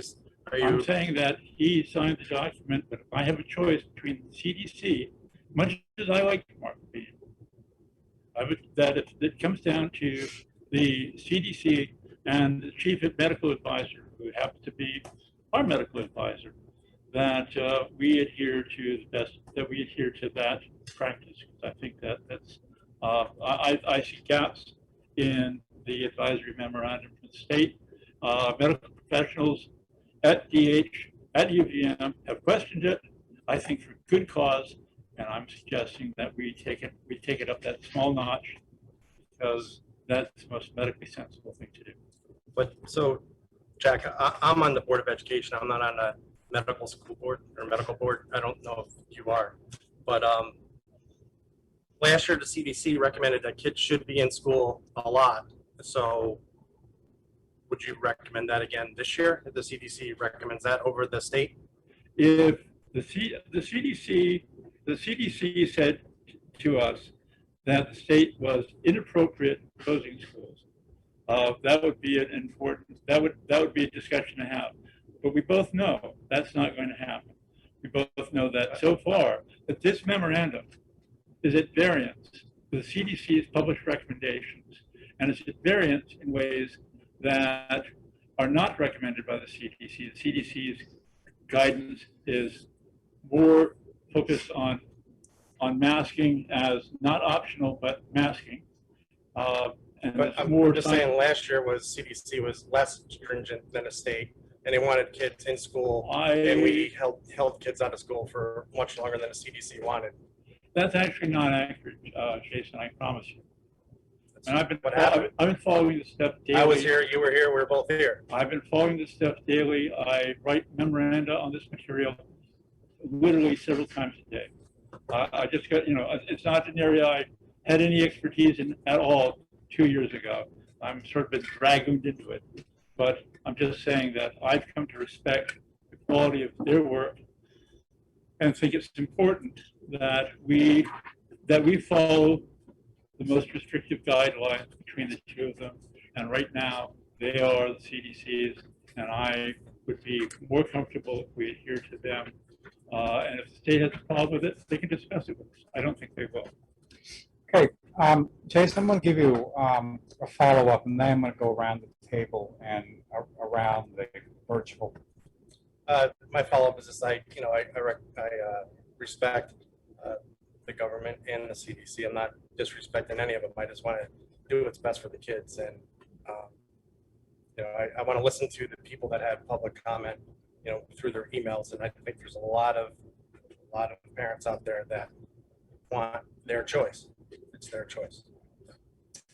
Okay, I'm going to query the Zoom now. Deb Wright, you have comment? Yeah, I understand that. I agree with Jason. There should be choice, and would be preferable that staff get vaccinated, every one of them. As some children cannot get vaccinated, you're going to make them wear a mask all year. Those and there are some concerns about their learning ability when they're wearing a mask all year. Plus, they're breathing. So I don't agree with this, but that's my choice. So. Okay, thank you, Deb. Molly Bannock.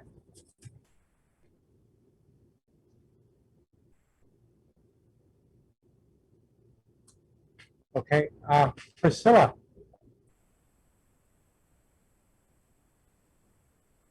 Okay, I want to remind people it's the individual boards that make this decision, not our board. And therefore, you know, we also need to query parents and staff prior to doing this decision. We have time before school starts because what French put out was that they would wear masks the first 2 weeks, and because we need to get information before doing that. We have the time to get that information, and we have time to decide what we want our students to do and not make a decision that's based on stuff that we don't know at this point. Okay, thank you, Priscilla. Megan Applegate. So I'm still absorbing all of this, and I see parents and kids all week long at my job and around town. At this point, my kids would wear a banana costume just to go to school and be with their friends and teachers. But an issue, if I'm reading my horrible notes on Jack's resolution, what doesn't necessarily sit right with me in it is, you know, an earlier resolution really hit at the point where we're kneecapping our administration for making decisions on a local level for us, for our district. And I don't know that I want to be bound to follow recommendations by the CDC and taking, if I understand this correctly, Jack, I may be misinterpreting it, but it sounds like the resolution is binding us to CDC guidelines, no matter how they shift, instead of allowing for our superintendent, our healthcare staff, and our teachers and such to come to a decision on local basis. So that's kind of where I'm at right now as I'm trying to figure this out. Thank you, Megan. Jessica Westhart. Hi. I guess I'll start with correcting Jack because he said there's 40 new cases in Windham County and it's actually 42. And tomorrow's numbers look higher. Yep. The AOE guidelines, the AOE was just woefully silent on advice last year. When the CDC came out and said that having Wednesdays for deep cleaning was completely unnecessary, it was at least 2 months before the AOE actually sent that down the line. And we were waiting for it from them, and it took forever. And we actually went, the AOE official guidance, there was several multi-week gaps where they not only did not put anything out, but they just didn't really respond to questions. So Mark Levine issues his own state guidance frequently. That's just guidelines. Usually they mirror the CDC. I'm happier to do that than to put my faith in the AOE, because COVID pandemic aside, the AOE has failed us repeatedly. And I also, the SU is the employer of the teachers and about 85% of the paras. So if the schools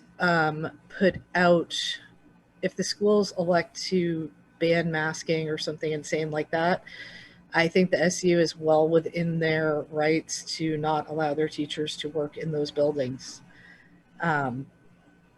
And our public comment, there was multiple factual inaccuracies we allow out in public comment. I don't know how much of those opinions, there was actually one conspiracy theory added that we want to base our decision making on. We should base it on the science and listening to the experts. Science doesn't have an opinion. And regarding staff vaccinations, According to my union, which is in the NEA, that's a bargaining issue, which was readily bargained out in about 2 days. I forwarded that agreement on to the decision makers here to view.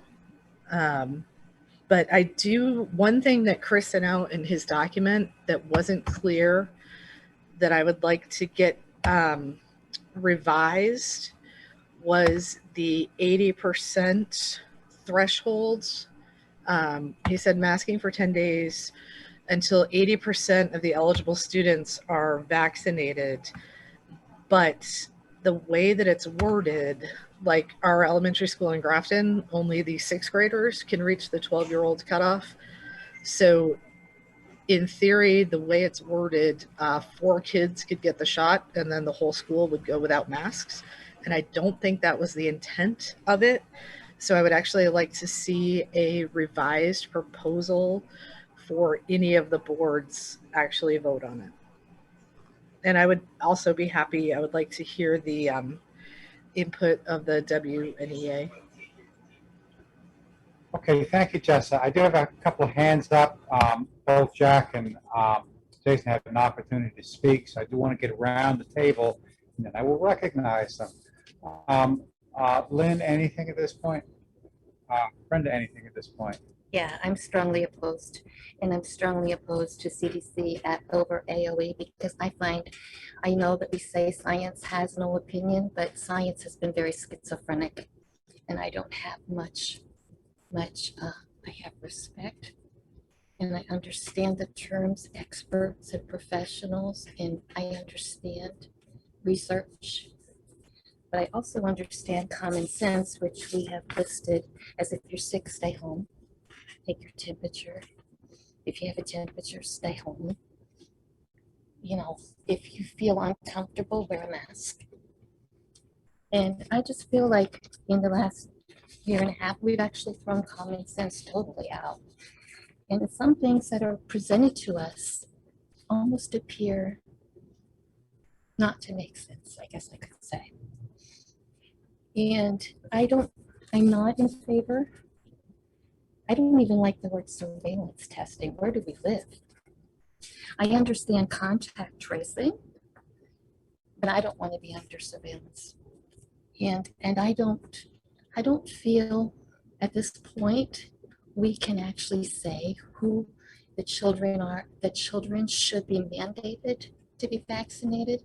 And I know there's issues of where you get your information, but people should have open minds, and people should not be mandated that have already had COVID to get this stuff. And people that have health conditions that say you cannot have that should not be mandated to have it. So I don't know where you can make all of these rules.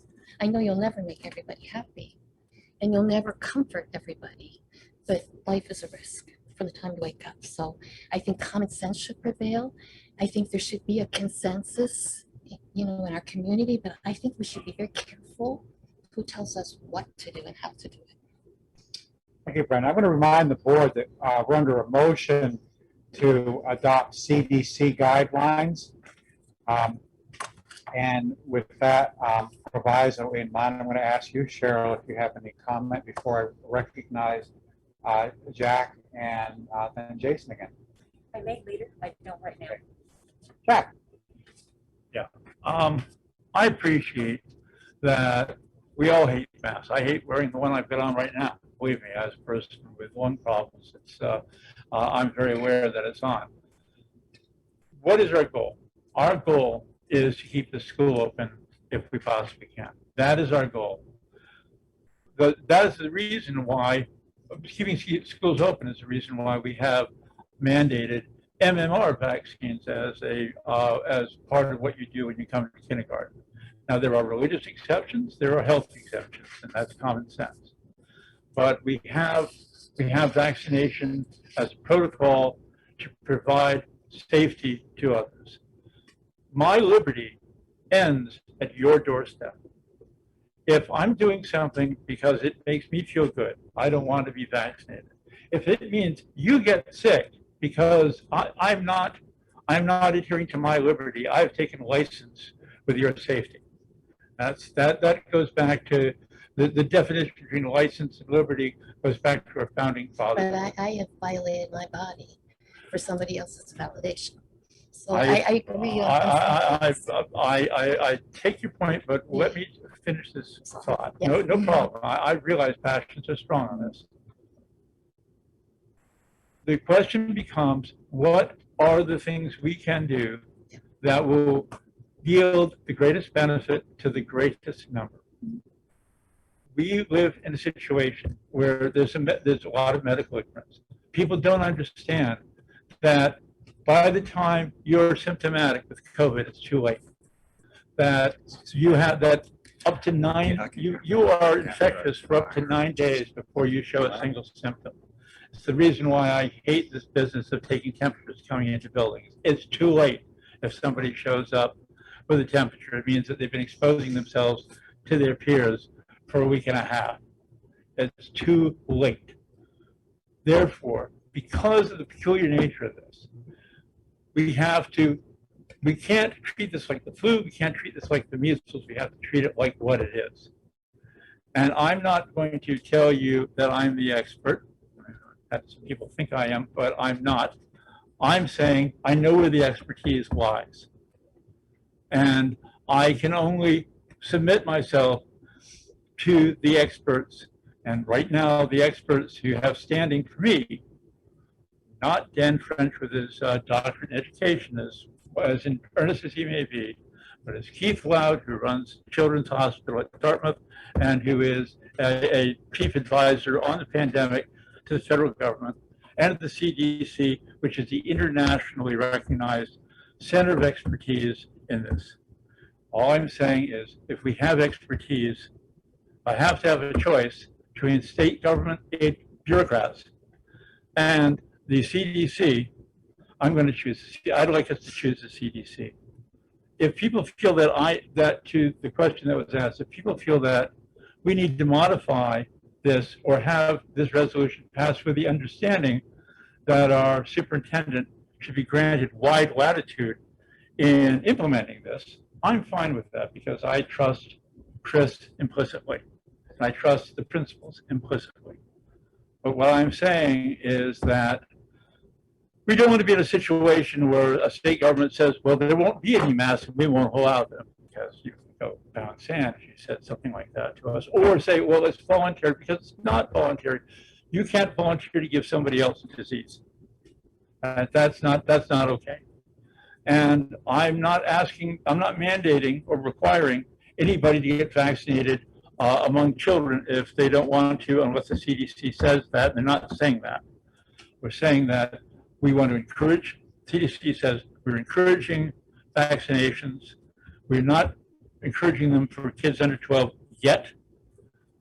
And what we're saying is, at this point, masking is the option that we have. In my view, and one I hope the board will understand and accept, is masking is the only way we keep the school open for the full year. And it's going to be tough enough to do that even with masking, but at least it gives us a fighting chance. Okay, thank you, Jack. Jason, Terry, follow up? Yeah, so a couple things that we're really missing here. One is we're not talking about the kids. So nobody has mentioned the fact that is the district going to engage in some type of routine mental health screening for the kids now that the mask will be mandatory? Nobody has mentioned that. Nobody's mentioned about the kids and what they have to go through with the mask. And people might say, oh, their kids are adaptable. Baloney. I don't believe that 100%. So, and nobody has mentioned, you know, in the original document, it says once we get to 80%, what percent are we at now? You know, do we know that number? You know, if not, how are we going to know that number? Who are we going to believe in that number? You know, I think that everyone that I know is already vaccinated. So we might be talking about nothing here. So, you know, who's going to provide us that 80% number? And true definition of herd immunity is mask on or mask off. We all know what the definition of herd immunity is. So, you know, and you're running again, back to the kids, you're going to run into a really sticky situation if kids are supposedly doing what they're told. You know, I'm going to follow all the rules. I'm going to get my vaccination. I can have my mask off. And then all of a sudden we're saying, no matter what, mask is on. And they're going to have kids that are going to have a lot of animosity towards the kids with no mask. And that's kind of the definition of bullying, I think, a little bit, right? And Jack, you know, to your point, you can't 1 minute say, I don't trust you, Mr. Pratt, with the ESSER funds. I want full transparency. And then 2 minutes later say, I trust you complicitly. Hold on a second. I presume that your remarks actually, Jason, were directed to the chair. No. I'm saying that under Robert's rules, you're really addressing the chair, and I understand that. I'm the stand-in, okay? And the point is, I'm trying to keep a civil discussion going here.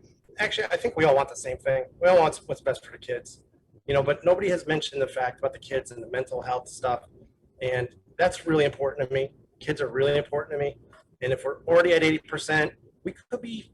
What number are we at? Are we at 97? I don't know. We do. Okay, Jack. Jason has the floor. I'm talking specifically about the schools. Okay.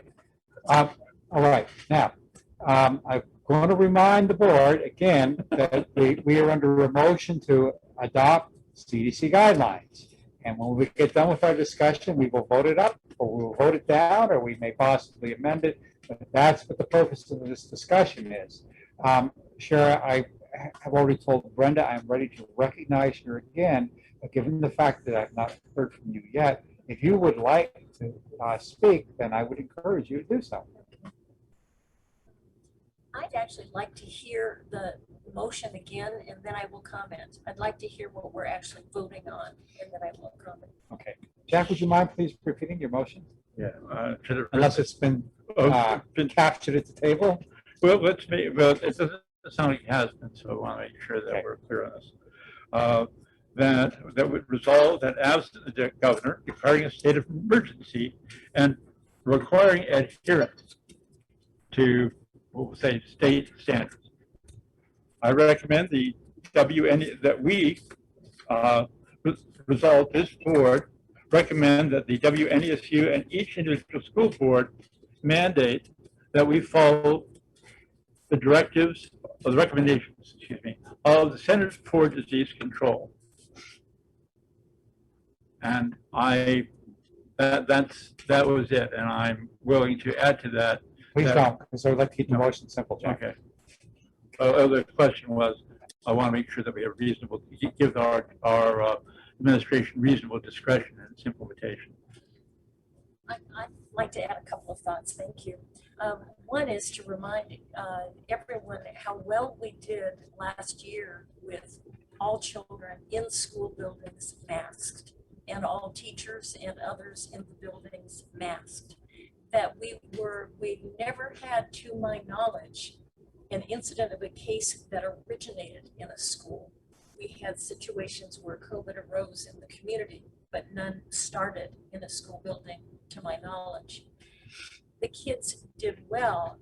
To a point Jason Terry made, however, through this recovery planning process, the whole discussion has begun over and over again with how are the children doing socially and emotionally? How are they doing overall? And so I think that really is paramount. And the reason I think we're looking at adopting strict guidelines that begin with masking for all children and all personnel in the building is that's more likely to enhance the safety and success of our schools staying open. So for that reason, although I don't vote, I actually do urge that this be supported. Okay, thank you, Cheryl. Brenda, I want to give you another crack at it here before I go back out to the Zoom, and we'll get rapidly to a vote, I hope. I think I'm good. Okay. Because I know how I want to vote, and I think we're talking about the vote right now, not where we're talking about later on. Deb Wright, one more time around. No, I know what I'm planning. Thanks. Okay. Priscilla? I think everybody's pretty well said what I wanted to. Thanks. Anything else, Megan? I'm good. Thank you, David. Okay. Jessica West Clark? I think I just want to clarify further what I had said before, in that this is going to be the COVID hygiene and masking recommendations. I think vaccination is going to be a totally separate subject, and we should keep it as such. Last year's advice on masking still kind of applies. The universal masking, the vaccine is to protect the person who has it, and the mask is to protect them from spreading it. That's why surgeons wear masks when they operate on you. The Lambda, and especially the Delta that we know the most about, are showing the breakthrough infections and the viral loads in people. It's completely different than the Alpha variant, where last year's advice was based on. I don't know why masking is such a big deal to people. It's a very simple thing. And universal masking has been shown in a bunch of studies to have the potential to end the pandemic. So I would just like to remember that this vote we're doing is not on the vaccine. It is on the COVID hygiene and masking recommendations. Okay. I'm going to ask the board to bear in mind that we will be voting on whether the WNESU intends to follow CDC guidelines and advise the other districts, or recommends similar strategy to the other districts. Anything else, Lynn, before we go to a vote? Okay. And Brenda, you're set? I'm set. Okay, all right. Deb Wright, how do you vote? No. Okay. Let me see here. Brenda, how do you vote? No. Jason Terry, how do you vote? No. Okay. Priscilla Lambert, how do you vote? No. Megan Applegate, how do you vote? No. Okay. Lynn Morgan, how do you vote? No. Jack Breyer, how do you vote? Yes. Okay. Jessica West Clark, how do you vote? Yes. All right. The votes are 2 yes, 1, 2, 3, 4, 5, 6 no. I'm going to advise the board that it can consider taking up the proposal from Superintendent Pratt if it wishes to, but I will need to hear it before I move on to 7C, which is, 7D. Okay, is there any desire to revisit the superintendent's recommended motion? Yes. Okay, Lynn, your motion is to go with AOE guidance. Is that correct? The way I understood Chris's motion was that it was governor's Okay, Chris, recommendation. Chris, I on guess we AOE. need to hear it again so everyone has it. Pass that back. I can. That's you too.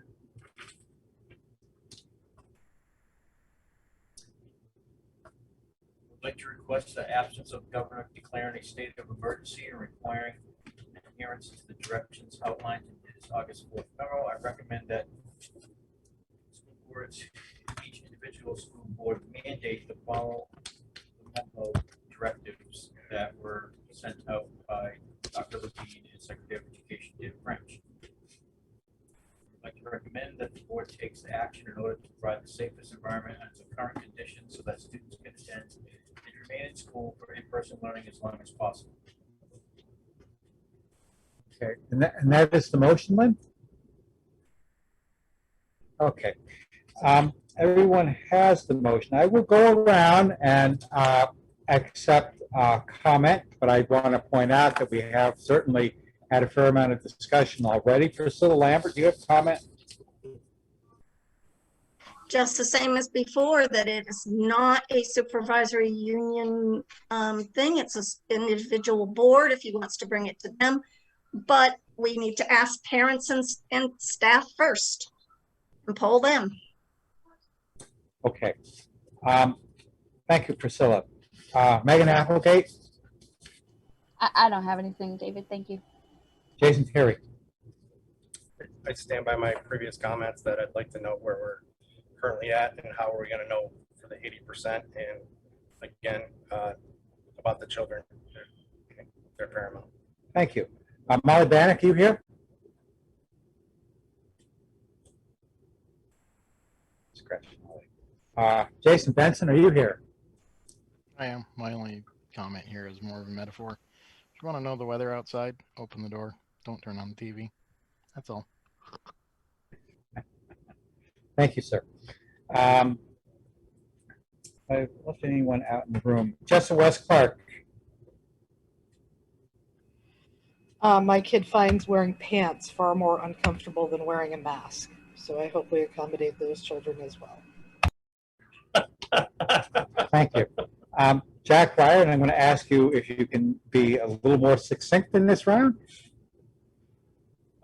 It's not good, but it's better than where we're headed. Okay. Lynn, you did make the motion. Did you wish to speak to your motion? Yes, I wanted to ask first. So on that, is it the governor's information, government's recommendation? Secretary of Education and Dr. Levine's recommendations based on, the actual criteria that you'd be following is in a newsletter that I sent out. They'll be wearing masks for the first 10 days.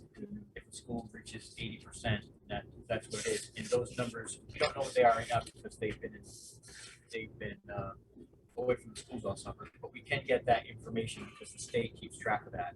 So once we're closer, the nurses can get that information from the state and actually for each school, what good stuff. They won't tell us the names, but they'll tell us the percentage of kids that we have. So we do have access to that information.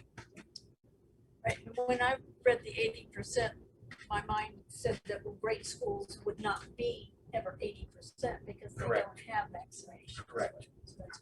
Yes. Good, Lynn? Okay. Cheryl.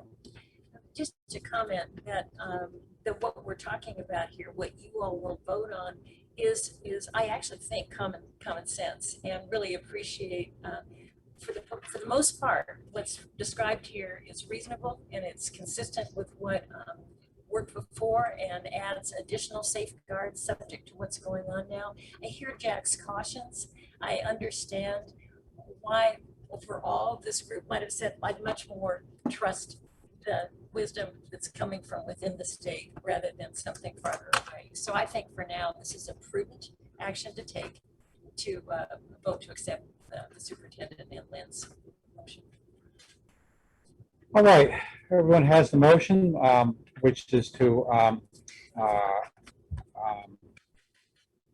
endorse the superintendent's recommendation. Jason Terry, how do you vote? Yeah. I just had to find it. Sorry. Priscilla Lambert, how do you vote? No. Okay. Megan Applegate, how do you vote? Yes.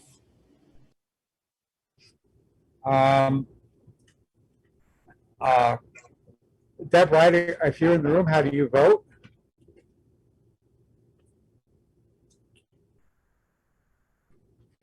I'll come back.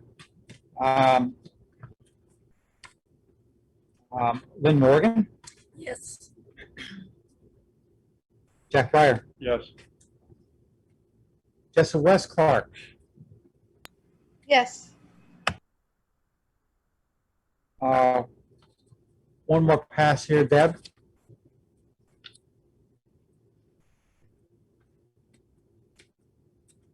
Brenda? Yes. Yes, it is. Is that correct? Yes. Okay, I have 1, 2, 4, 5. Let me go for this direction. 1, 2, 3, 4. Can I take your vote? Okay, yes, I do have it here. Sorry. 1, 2, 1, 2, 3, 4.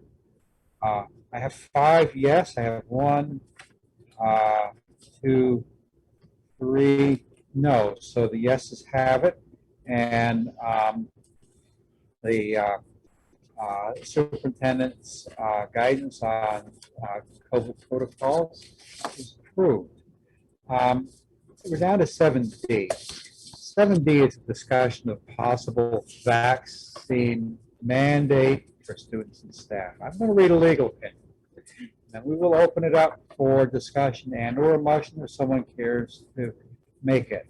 And this opinion is from Sean Tui, who is a member of Lynn Blackman and Manitsky, who is the district council. And Sean, in addressing me, says, you are correct that students are required by law to have certain vaccinations. See 18 VSA section 1121A. No person may enroll as a student in a Vermont school unless the appropriate school official has received a record or certificate of immunization issued by a licensed healthcare practitioner or health clinic that the person has received required immunizations appropriate to age as specified by the Vermont Department of Health. To date, and this is important, to date, this list does not include the COVID vaccine, which does not have full FDA approval. Many colleges and universities are requiring proof of COVID vaccination, and it is likely that such requirements would be upheld because there is a long history of cases supporting mandatory vaccination to protect public health. See Zuck versus King, 260 U.S. 174 of 1922. Upholding city ordinances making vaccination a condition to attend public or private schools, investing broad discretion in health authorities to determine when and under what circumstances the requirement shall be enforced. That's the language of 260 U.S. 174 from 1922. However, given the climate, it is very likely that a vaccine mandate at a local school district level would face a legal challenge. The fact that the vaccine does not have full approval complicates things, as does the fact the state has not indicated that it is necessary for safety. While you may prevail, it would take years of expensive litigation in an area that has not been tested in recent years. You would be on the cutting edge of this issue, not necessarily where you want to be. At the same time, the district is entitled to take reasonable protections, or probably reasonable precautions, to protect students. This could include masking and social distancing requirements, temperature checks, and testing for those who have traveled or are not vaccinated. As long as these precautions are administered uniformly, they are likely acceptable and would survive any challenge by parents. I want to clarify the question which 7A states, and this is a discussion as probably 7D states, which is a discussion of a possible vaccine mandate for students and staff. All right. The board could consider a mandate to vaccinate students only. The board could consider a mandate to vaccinate staff only.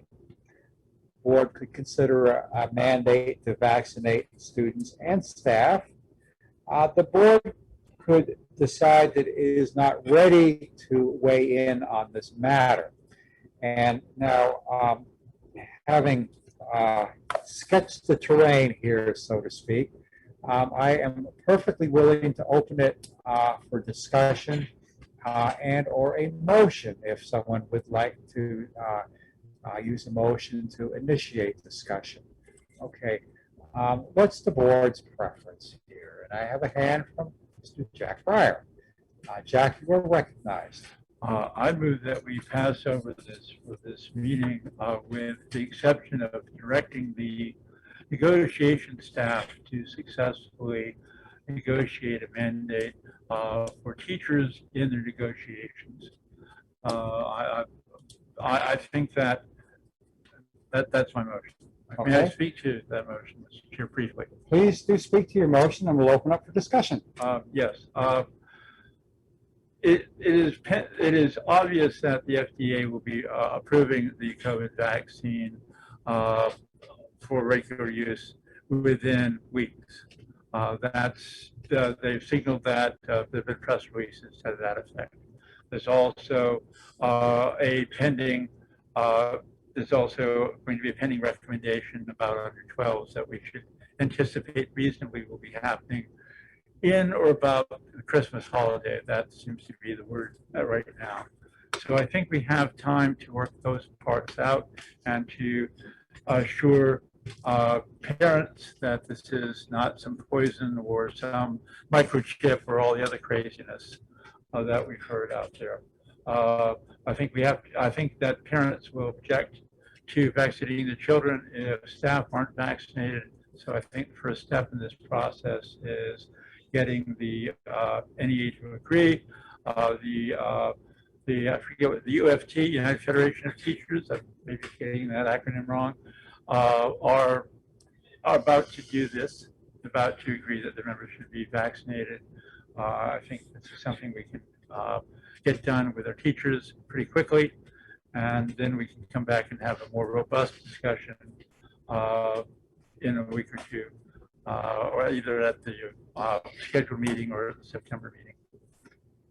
Okay, thank you for the motion, Jack. Thank you for the explanation. It appears that your motion is to direct negotiations to include this as part of your bargaining position. That's Right. correct, sir? And to otherwise pass this over. And otherwise, pass it over. Okay. So I'm going to start in the Zoom. Deb, if you are here, I am inviting your comment. Okay. Priscilla, comment?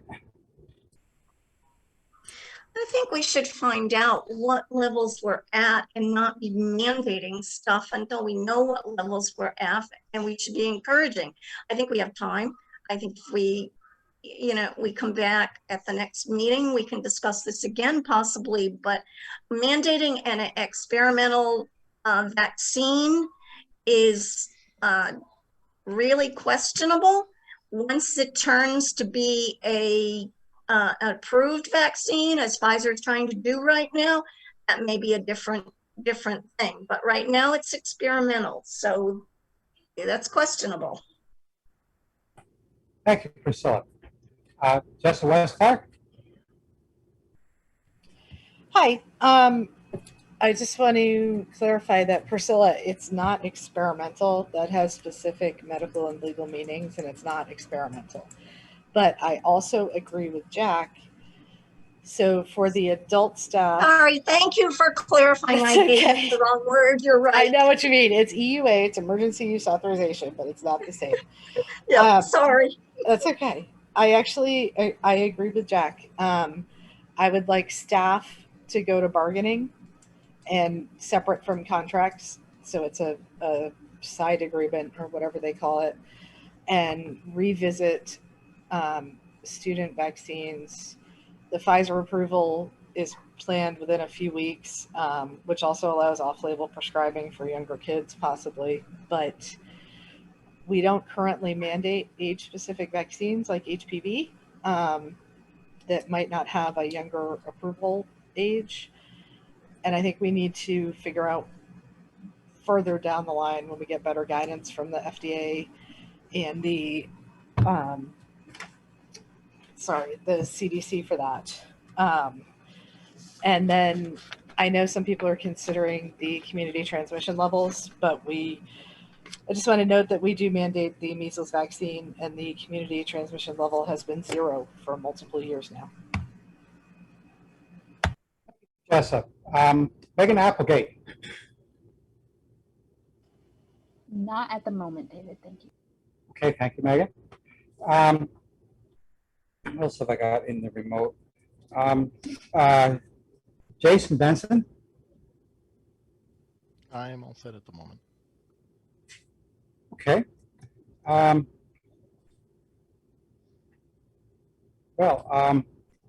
Let's hit the table here.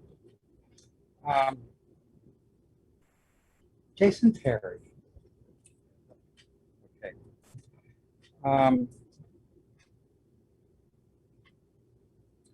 Charles. There's nothing to add at this time. Thank you. Brenda. I am against mandates in any way for vaccinations. And I believe it's my body, my choice. And I believe as women, we took full advantage of that and even called it healthcare. And we have not even let the man be a part of those decisions. And there were actual lives that were exterminated in those decisions for whatever reason, and some were reasonable reasons. So I don't think that we can go here with mandates. I understand that you're going to bring up measles and all the different kinds. I have also heard, and I don't know if my information is correct, that polio vaccines from years and years ago, all of a sudden elderly people that have polio are having things happen to them. Science is something that's not cut in stone. It evolves, it has certain criteria. Data is, I don't trust data a lot of times because it's manipulated. I don't know how to respond to this other than to say, I don't understand. My daughter and my sister are teachers, very good teachers, but if you told them they could not have a job and could not invest in students because they did not have a mandated something done on their body, then I would have to say, I don't think that is okay. All right, Jack, I'm going to ask you to just give us the motion again, then we're going to move to a vote. I think we have pretty good sense of how we are voting, and I doubt anybody's mind is going to get changed at this point in the evening. Jack, your motion, please. My motion was to pass over all the proposed resolutions and to strictly to instruct the negotiations committees to negotiate out mandatory vaccines for teachers with the NEA. Okay, thank you. We are now under the motion. Mr. Breyer, how do you vote? Yes. Jack is a yes. Go back to the red pen again. Lynn Morgan, how do you vote? Yes. Brenda, how do you vote? So I am very sorry that, not sorry for what I said or for what I think, but I am sorry that we are voting on that resolution. So I went off on something. So I do vote yes for that resolution to pass over, and I will respect the negotiating part of that, but I still don't understand how that fits into the equation of employment. Thank you, Brenda. Jason Terry. I also vote that table is. Okay, so you are a yes, because a yes does send it to negotiations. Okay, thank you. Let me see here. Priscilla Lambert. It would definitely have to be negotiated. It's a change in work conditions, just as mass is a change in work conditions, and what you just voted you couldn't do because that's a change in work conditions as well. And since it's not a mandated thing on the other, so I guess I'll vote no. Okay, thank you, Priscilla. Megan Applegate. No. Okay. Jessica Westcott, I appear to have missed you. How do you vote? Yes. All right. Have I missed any voting members? Okay. I am counting 1, 2, 3, 4, 5 yes votes. I am counting 1, 2 no votes. So the yes votes do win. the motion to pass over for all purposes other than negotiations has been approved. Once again, thank you all for hanging in on a long night.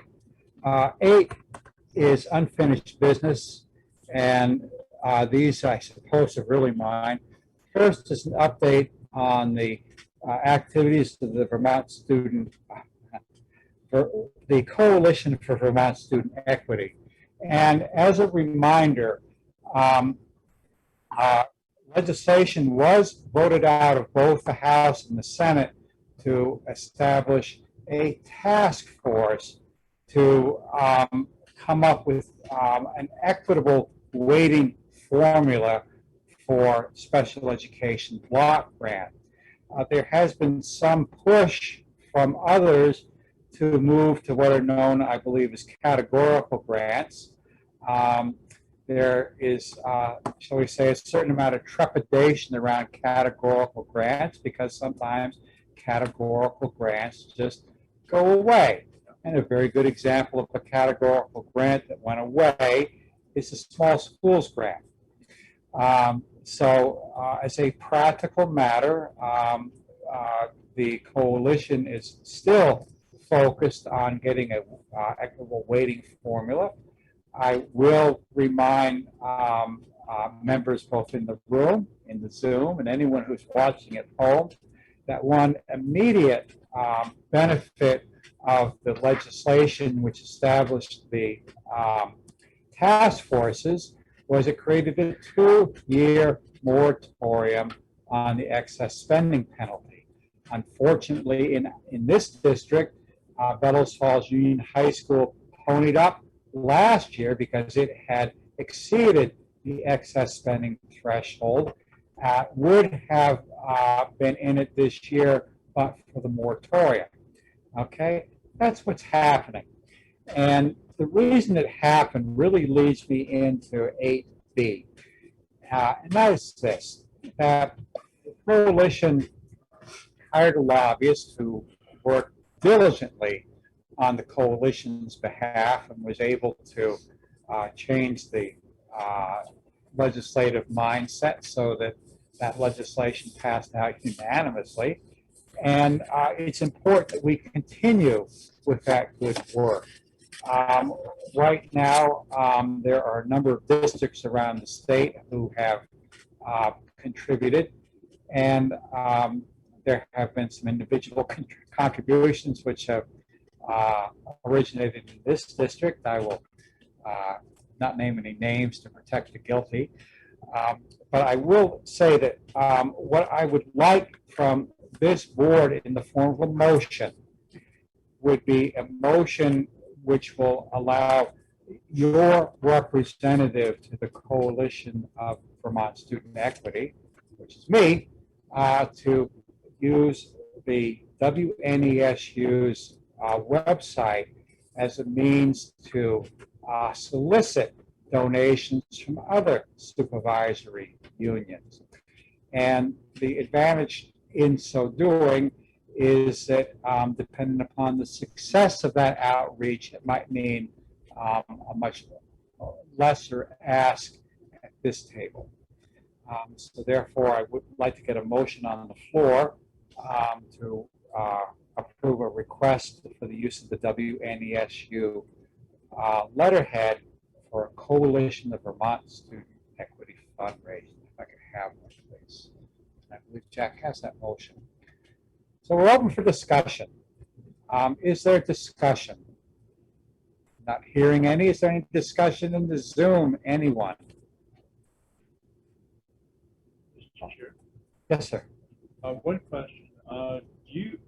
I had assumed that you would be asking this evening for us to take a lead contribution, and I was prepared to recommend that we at least appropriate $2,000 for that purpose. Are you saying that that's premature to do in your judgment? I'm really asking, Jack, that we go out and do the ask. You know, collectively, this district has supported this effort. I think it will be important to come back to all the boards and ask for contribution. But at this point, all I'm asking for is the opportunity to see if we can whittle that ask down as much as possible. Okay. Any other discussion under the motion? Jason Terry, how do you vote? Yes. Okay. Priscilla Lambert, how do you vote?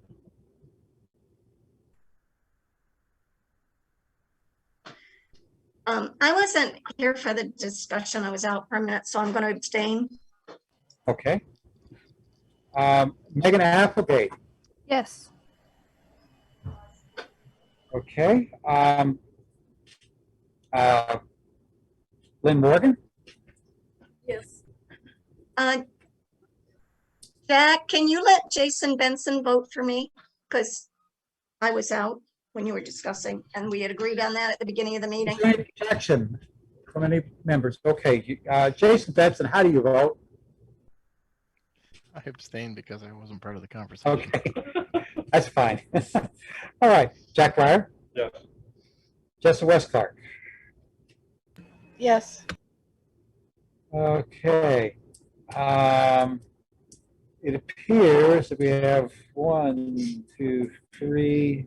You didn't ask us. Oh, thank you, Brenda. How do you vote? Yes. Did you ask Lynn? I have asked Lynn, I believe, because I just scratched out. And Deb? I'm not sure Deb is in the room, but I'll ask again anyway. Deb, right? Are you here? Okay. It appears that the yeses have it. The only other vote is an abstention. Okay. Thank you. We're down to director's comments. As I said last week, the first shall be last and the last shall be first. And I am simply going to thank the board for putting a great deal of time into some very difficult discussions, and take note of the fact that we've been doing it for the last 2 3/4 hours. Lynn Morgan. No comment. Jack Breyer. My wife wins the bet on how long this meeting was going to last. Good. Okay. Jason Benson. Yeah, I think we all got a lot out in the air tonight, and we know where everybody's going and where everybody wants to get away from. So congrats to that, and looking forward to this year. Thank you. Jason Terry. My only comment is that at some point, both sides, whatever side you're on, we have to meet in the middle and do what's great for the kids. Brenda Farkas. I just want to say that when I looked at the superintendent's report, I was pleased that we are meeting in person for 5 days. And I also know that a lot of work went into the recovery and the committees and the different protocols and things. And I just thank you for that work. Priscilla Lambert. Okay, I personally am uncomfortable with mandating the vaccine in the condition it's in right now, after having especially listened to the comments at the beginning of the meeting. However, the other side of that is that all vaccines start at some point. MMR, which is widely accepted, and smallpox, which helped out get rid of the smallpox worldwide, were feared in the beginning. Protecting children is crucial, so I would encourage parents to get the vaccine if they have not, and I would also encourage them to get it for their children when their children are eligible. Thanks. Thank you, Priscilla. Megan Applegate. Thank you, David. I wanted to take my opportunity to thank Dr. Carey and Oriana Baez and her staff over at the middle school I personally have 2 campers that had one of the best summers ever after such an awful year. The programming, everything from top to bottom has been phenomenal. They come home every day exhausted, thank you for that, and beaming about what a wonderful time they're having, and great tans too, by the way. And just like Jason Terry did at our last meeting, I went through the food pickup line, the farm to school, the food bags we got today, and it's just been an amazing experience all summer grabbing the food from Harley and the crew. It's delicious. It's, you know, the blueberries are huge. It's just an amazing job all around on those 2 programs. So thank you everybody involved in those for that. Thank you, Megan. Oh, sure. I have overlooked you. You have the last word tonight. Thank you. Well, thanks to the board for letting me sit in. I appreciate that, and representing Westminster. I'm thinking about the discussion early this evening and how difficult it is sometimes for us as board members to be clear about our role as policymakers and our role in the arena of oversight and accountability. And that's simply very clear with putting children first all the time, as what Jason says. So I think that we've heard some authentic kind of questioning of that when we hear about an infusion of funding that's so dramatic, it raises questions. But I want to be again on record to say to Superintendent Pratt and to Dr. Carey and all the team, how grateful we really are for all of the resources you've been bringing here. And I think that we just need to work through this together and be patient with one another. And in the end, yes, the board does need to be accountable for the actions that are taken within policy frameworks. And we need to not get in the way of our professional educators when it comes to the nitty-gritty of the details of implementing all of that. So thanks, everybody. Thank you, Cheryl. Okay, date of next meeting is Wednesday, August 25th. Seeing no further business to come before this board, I'm going to declare us adjourned at, holy cats, 8:20 p.m. Thank you all so much.